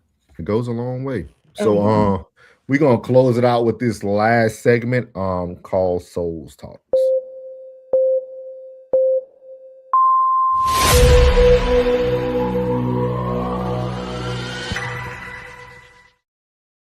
So as we have it here at Souls Talk, we're still talking about grooming, but we're talking about cultural grooming, and it comes from Wallow. I actually have an amazing video tomorrow. I think y'all are really going to enjoy it. It's from 21 Savage. So, but here goes Wallow talking about his experience of grooming. So there is a scenario you talk about in the book too, Brenda. Mm-hmm. You were like 13 years old. Go ahead. And she was almost 30. Wow. No, I wasn't 13. I was 17. Oh, She you were was 31. 17?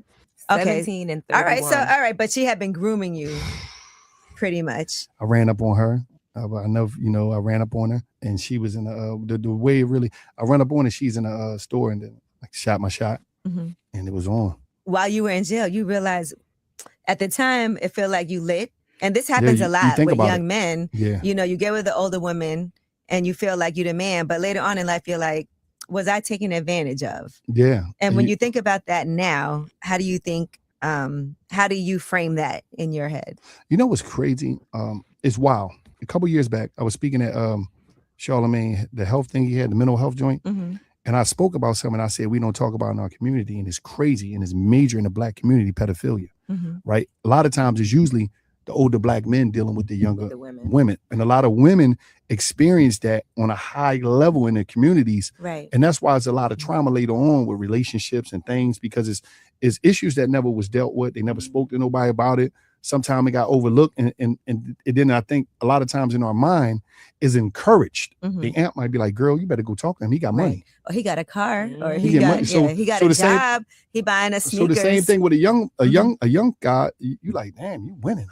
I'm the man. It can mess you up because you don't really know. You thinking you winning, sometimes you losing. Especially in our community, the women be taking it be destroying a lot of the sisters. Right. And because they don't talk about it. A lot of them don't talk about it, but you hear it a lot. But so now that I'm asking you, how did you frame that? Like when you think about it now, today, when you were 17 years old, she was 31 years old. Like, how do you think that affected you? Because you wrote about it in the book, so it's got to be more to It was deep because I'm like, damn, what happened? Because you don't know. And then I'm looking at it like, and I think what really made me think about it, but it's like the girls that was my age, they wasn't talking to us. They was talking to the older guys. girls. Yeah. So it was like, what the fuck was going on in the community? Because it was like all the girls that we liked, they wouldn't pay us no attention. I was 15 with a 24-year-old. You They had no business doing that. You see what I'm saying? So it was like, it was just deep. It was deeper than, and so I was just trying to break down, like put it out there. It's just like, yo, we got to be more on point with this. Right. You know what I mean? Because it's. So there you have it, man. I thought it was a great way to end the show talking about this area. Like I said, this I don't know how long the series is gonna go because I said 2-part. We probably can finish it tomorrow, but I think let's run it, man. Yeah, we might have a lot of Keep it going. Opportunities to talk about this, so we can finish off this topic. Just Wallow talking about the cultural grooming. And I do want to answer a little Penny before you guys give your thoughts. He said if he pursued, was it grooming? Grooming has nothing to do about who's the pursuer. If you think about that definition, right, it's all about the actions over time, right? It says grooming is just a pattern of behavior, which is someone gradually builds trust, emotional dependence, or influence over another person in order to exploit, manipulate, or abuse them later, right? So like, that doesn't mean Wallow went into that situation wanting to be manipulated or anything of that nature. He went in because he seen what he thought at the time was an attractive lady, and he jumped down on it. Now, I think the grooming comes. The reason why I would throw the grooming on her is because she should know better, right? Like when you heard that young lady, right? She was 15 with a 24-year-old. That's fucking crazy. But think about how that man will be perceived today. Like that was very normal. I won't say it was normal, but it was. We've seen people back in their time, like early 80s and stuff, and late like mid 70s, 60s, 70s. People got married like that. Like you'll see a young couple where the man might go get him a 16, 17-year-old woman. Yeah. So like even the music for you, it'll never change. R. Kelly and Aaliyah, they got me. So like when you think about that, I just feel like the cultural grooming is very strong. But how do y'all feel about this? Because he brought up a topic that we heard a lot from men, right? Women dating older men when they're in school or getting picked up from their high school from a dude who graduated 16 classes ago. You know what I mean? So like, how do y'all feel about what Wallow said and also the cultural grooming? I can give you a scenario of why that happens. Go ahead. Okay. Some of those best times that young lady had was at that age. And then when she got to her age that she was at, and the men that was in her age, most men start coming into themselves and start earning and really understanding life around that 28 to 33 range. So now you're not getting that same attention. You're not getting that same young man vitality, that 4, 5, 6 times bite. You know what I mean? Because you got bills now, you got responsibilities now, you got your head ain't in the same place. You using the big head instead of the little head while you're doing whatever you're doing now. So now that joy that she felt, in a relationship was when she was that age. And I think that's what happens in the mind of that pedo, that's older man, that young lady that you couldn't achieve because they were dating older when they was younger. You want to go back to that time and capture. She reminds you, like you see when you see them shows where the dude captured a woman and say, "You remind me of Cynthia when we were in high school," and you're like, you know what I'm saying? But that's where their mind is at. That was that time where just get into the mind of a pet of a predator. You know what I mean? That's how you. I thought you that's how say you get catch into a mind of a maniac. They are maniacs. They are maniacs. You know, you could go find Cynthia now. Cynthia trying to date your age now. You know what I'm saying? So that's what happens. I think a lot of people try to live in that nostalgia. I think that's why a lot of people still watch anime, because at that time as a child, you had the best time as a child watching those Saturday morning cartoons that you just want to have that feel. You want that rush of teen spirit again. So that's what they do. So they try to revert back to a time when it was good, because now it's so hectic that being you grown now, you got responsibilities now, you got kids now, whatever your life may give you right now. So you just try to get that nostalgia back. That's what I said on our last show when we were talking about age gap. No, we talked about that on the same roots, same soil, different roots. I think the age gap, where I think that some people who do date younger want that younger feeling. They want to continue to feel young instead of dating somebody their age or dating somebody older. They feel like keeping that young energy around them will make them feel young as well. Do y'all think grooming can be unintentional? Yeah. Okay. And them not really knowing what they're doing. Habit forming. Yeah. You know what I mean? And you trying to put somebody in, you trying to make somebody just like you. You want another version of yourself. Some of the common tactics they call is like love bombing, creating emotional or financial dependence, isolating a person from family and friends, slowly crossing personal boundaries is a big one too. So, bruh, this might be. I live that, cuz. I live that, cuz. I'm telling you, I live that. I'm telling you, some things that make you go, you know, you just get looking at somebody like, no, you're really trying me right now. Like it be so slick until you catch it, and you be like, man, you trying me right now. Before I read y'all a common warning sign, who do you guys think groom more, men or women? Women. Women, because women are more manipulative than men are. Okay. And what made me think about it, because one of the common warning signs is seeking excessive one-on-one time. Ooh, I need to see. I haven't seen you in so long. Like when you think about some of these things, right? Like when you think about ignoring or testing boundaries, women do that very heavily, right? Trying to separate someone from trusted people, making a person feel responsible for the relationship. You know what I mean? Like my sister got hit. Look at this, she got hit. Hey, go ahead. Wipe that off. I ain't seen you in so long. When am I gonna see you again? That's grooming. Hey, what you doing this weekend? Can I come see you? Can I come pick you up? I'll come pick you up. Let me come pick you up from the club. Women do that, boy. A woman would make they'll arrange everything. Oh yeah, we trying to make it easy for you. Yeah, because we want to. This might be very good. We're grooming you to want to spend time time. with us. Come see monkey me. time. I'm ready for you too. I ain't seen you so long. It's time. It's been time. Very good. So this is great. We're gonna be bringing. What was the answer? What was the answer? What you mean? She said woman.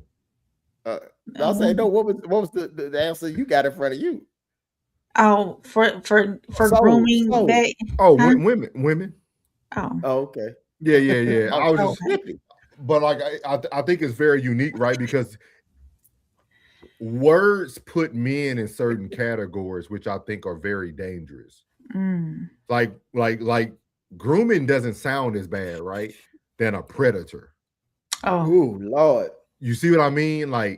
They sound different.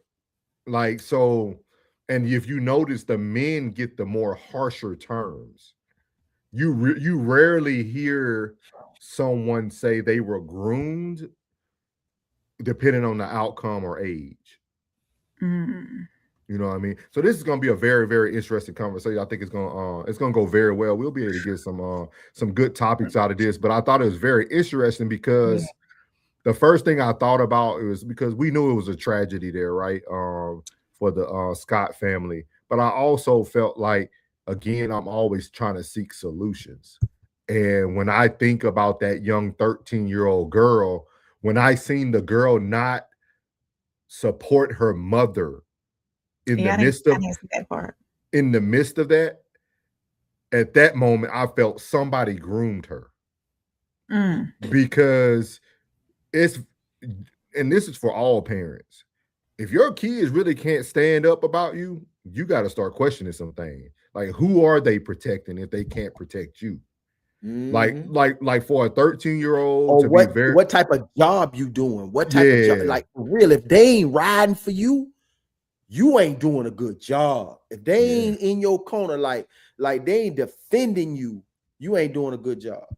Think about this. Like, the young girl, 13 years old, literally made a statement to police that did not help her mother's case. She said, I let the man in. No, she shot him. She said last time that if she finds anybody in this house, she's going to do X, Y, and Z. Like, she almost created a premeditated environment just through her words, right? I don't know how much validity they're going to use with her being 13, but I think with her being able to articulate and do the actions she's already doing at 13, they're going to take her word as a little bit more heavier, right? Because, like, she's very aware of what was going on. So that's what made me think about, man, it's more to this crime than just the crime. It's what led up to that, right? We never talk about the root. We always talk about the outcome. There's a root that gets this woman. Miss Scott didn't just wake up today and choose violence. She woke up and reacted off of something that she has repetitively talked about, right? Because the daughter said it. So that means mama has already had this discussion with you about bringing these little stanky boys in the house. You didn't listen. So at the end of the day, there was a lot of different things at the root of this that caused this to now be the thing that was the tipping point. There's always a tipping point to everything. So just something to think about. I always think about that, and that actually comes from the book Tipping Point by Malcolm Gladwell. Like, everything has a reason, a rhyme or reason. Like, nothing just happens overnight. Nobody just wakes up and say, today, that's what I'm doing. It's something that led up to it, but sometimes we have to take the time to do this content, create actual conversations and dialogue, and figure out why we are where we are today. And I think we're getting there. I think we're starting to talk about grooming, which is something I really don't hear a lot about on the internet. You know, I looked up and seen like mental health workers talk about it, like 6 steps to know if you're being groomed. But like, you really don't hear about it from all these different levels. Like, shout out to the Jada young lady, you know, video games. Like, that's heavy. That's something that our kids are touching every day, every minute, hours on end. So, and even here, y'all, like, even here, man, y'all see some of the stuff people put in the chat. Like, people say some of the craziest things, man. So to grown folks that make you say, what the fuck is wrong with you? Wow, man. So we're gonna keep this series going, man. Appreciate y'all, man. Y'all got anything for them, plug or Rain, before Rain closes out for us? Appreciate everybody who tuned in today as well. Hey, big blessing to everybody in the chat that kept the conversation moving. Thank y'all so much for being here, man. We really appreciate y'all here on Money Making Monday. No middleman. Really appreciate y'all. Definitely. Make sure y'all stay tapped in, because this is going to be an awesome series that we are developing and rolling through. So, do you want me to read that comment? Yeah, go ahead. Richard said, grooming is bad, or is that a word? Isolating them could be a good thing. One-on-one can be good. These are just names with the bad zoomed in. Yeah, I like that. Yeah. Mira said, Penny said, Rain got the script down. Muriel said, I'll be grooming them to read these books and stay inside. And she's laughing. And Richard said 100. Penny said Rain was a sugar mama in a past life. And Richard, I'll get you the wrench on the other side. I think you on the Raw Society, I'll get you a wrench on that side tonight, so you can have the wrench when you're on either side. Yeah. Penny said, I think TV and movies condition kids to be rebellious these days, making them grow up too fast with a sense of independence. We got it coming for you, Penny. You know, I like to start it off slow. We can't hit them with all of it. You know, that'd be too hard. Penny said, but that's where you get little girls watching reality TV emulating grown women. Yeah. Just like that bus. Where are my scammers? Yeah. Penny, make sure y'all hit that like and subscribe button while y'all are here. And Richard said 100. And before Rain close out the show, man, y'all go catch an amazing show by Plug and Doe today. Great show, man. His story time was amazing. His story time was amazing on Sunday too, y'all. Like we talked about, we ended up detouring from our sports show yesterday. Like it was like I don't think I was telling y'all, man, if y'all are, I know sometimes we want to click and get all the exciting stuff, right? But I'm telling y'all, man, if y'all just take 30 minutes, 40 minutes, an hour out of your day to listen to it, put it in your ear, the things that you will take away from it, like hearing people that's in your circle describing things that you're going through, or them might being able to see it and now articulate it for you, and you feel like, okay, I'm not as crazy now. Like, okay, people are seeing, people are understanding. Like, I would highly encourage you guys to like tune in to the story time, because the story, to me, the stories are short. It's the lessons that he teach that are longer, in my opinion. That's just me listening the way I listen. But I would highly encourage you guys to do that. And then tonight with him and Doe was amazing. Amazing. Like it had me in my bag. Like it was like a great, certain topics, I just enjoy those type of topics, man, especially stuff we live every day. When Plug was talking about them families, boy, like I was like, bro, I live that. That's every day. So, and make sure y'all catch Soft Rain too, man, at her weekly Radar and Rain. For some reason, yesterday, no notifications would come. Yeah, because when you went on, I didn't get a notification either. So hell no, I was so mad. I say, damn, because he said tune in tonight. I was like, all right, bro. So I'm like, damn, like, because like when I'm laying in my little corner, I got my phone up like this right here, so when it drop, I can see it. So I can just go bloop. Okay, he on, boom. I just hit it, boom, and then I just send it to the TV. Yeah. Man, I ain't get it, man. I looked on and he had already went on. I'm like, damn, I say, and I was in the middle of something. I was waiting on it, but I was already jumped into a movie. So I'm like, shit. You know what I'm saying? I was like, man, so I said I'll catch it on the rewatch, and then went back and watched it about an hour later. Yeah, I see the comments. So appreciate y'all, man. Appreciate y'all. Make sure y'all tap in. You got classic codes as well, covering the Nolan Wells thing. So if y'all want to stay in tune with that, y'all can go catch that as well. He's going viral over there. So make sure y'all catch that information as well. And then also you still have the Tez down as well. He's doing a lot of the nightcap. They're probably up soon on the nightcap. So y'all go tap in, man, and get content with everybody. So I'll let you do your thing, Rain. All right. And that's how we do it here on No Middleman. Make sure y'all stay tapped in this week, because we've been working on this series called Grooming. And here we have real conversations, raw perspectives, and no filter. So shout out to everybody who pulled up and added to the conversation tonight. Y'all was on it in the chat, and we appreciate that. Whether you agreed, disagreed, or got your feelings challenged, we appreciate you all for being here and being part of the dialogue. And make sure, if you enjoyed tonight's discussion, hit that like button, subscribe, and share the stream with somebody who's not afraid of real conversation. And do not forget, if you are catching this on the rewatch, do the same thing. Hit the like button, subscribe, and share it as well. Leave your comments or your thoughts down in the comment section, because we'll talk back to you. And until next time, for myself, Soft Rain, for Souls and Uncle Plug TV, we are out. Good night, y'all. One step at a time. One step at a time. July in Memphis, quiet on the block. One out from reality can make the whole world stop. Kendra turned the key, something didn't feel right. Every parent's instinct started screaming at night. House felt different, silence felt loud. Truth hides the deepest where the shadows crowd. Upstairs, one room, one bed, one breath. A stranger underneath it, and minutes later death. Now the cameras roll, headlines spread fast. Everybody judging from the end and not the past. One moment became the story they all see, but every tragedy begins long before the scene. It never starts with a crime, it starts with a conversation. Never starts with a touch, it starts with validation. One step, one lie, one secret at a time. That's how trust gets borrowed, that's how people cross the line. See, grooming ain't always evil when the process begins. We all influenced by family, teachers, lovers, and friends. Every coach builds confidence, every parent shapes belief. Every mentor earns trust before they ever bring relief. That's the lesson. The process itself isn't what makes it wrong, it's the purpose behind it that changes the song. When it's used to protect, it helps people grow.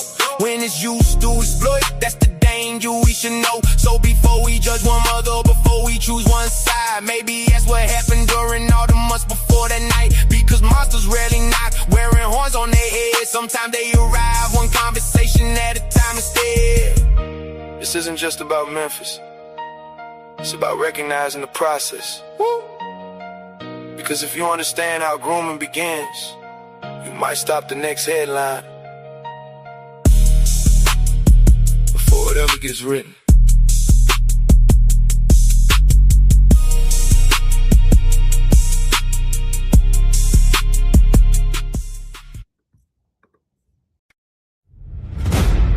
Yeah.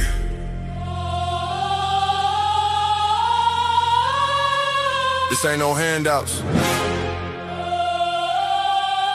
no shortcuts, no middleman.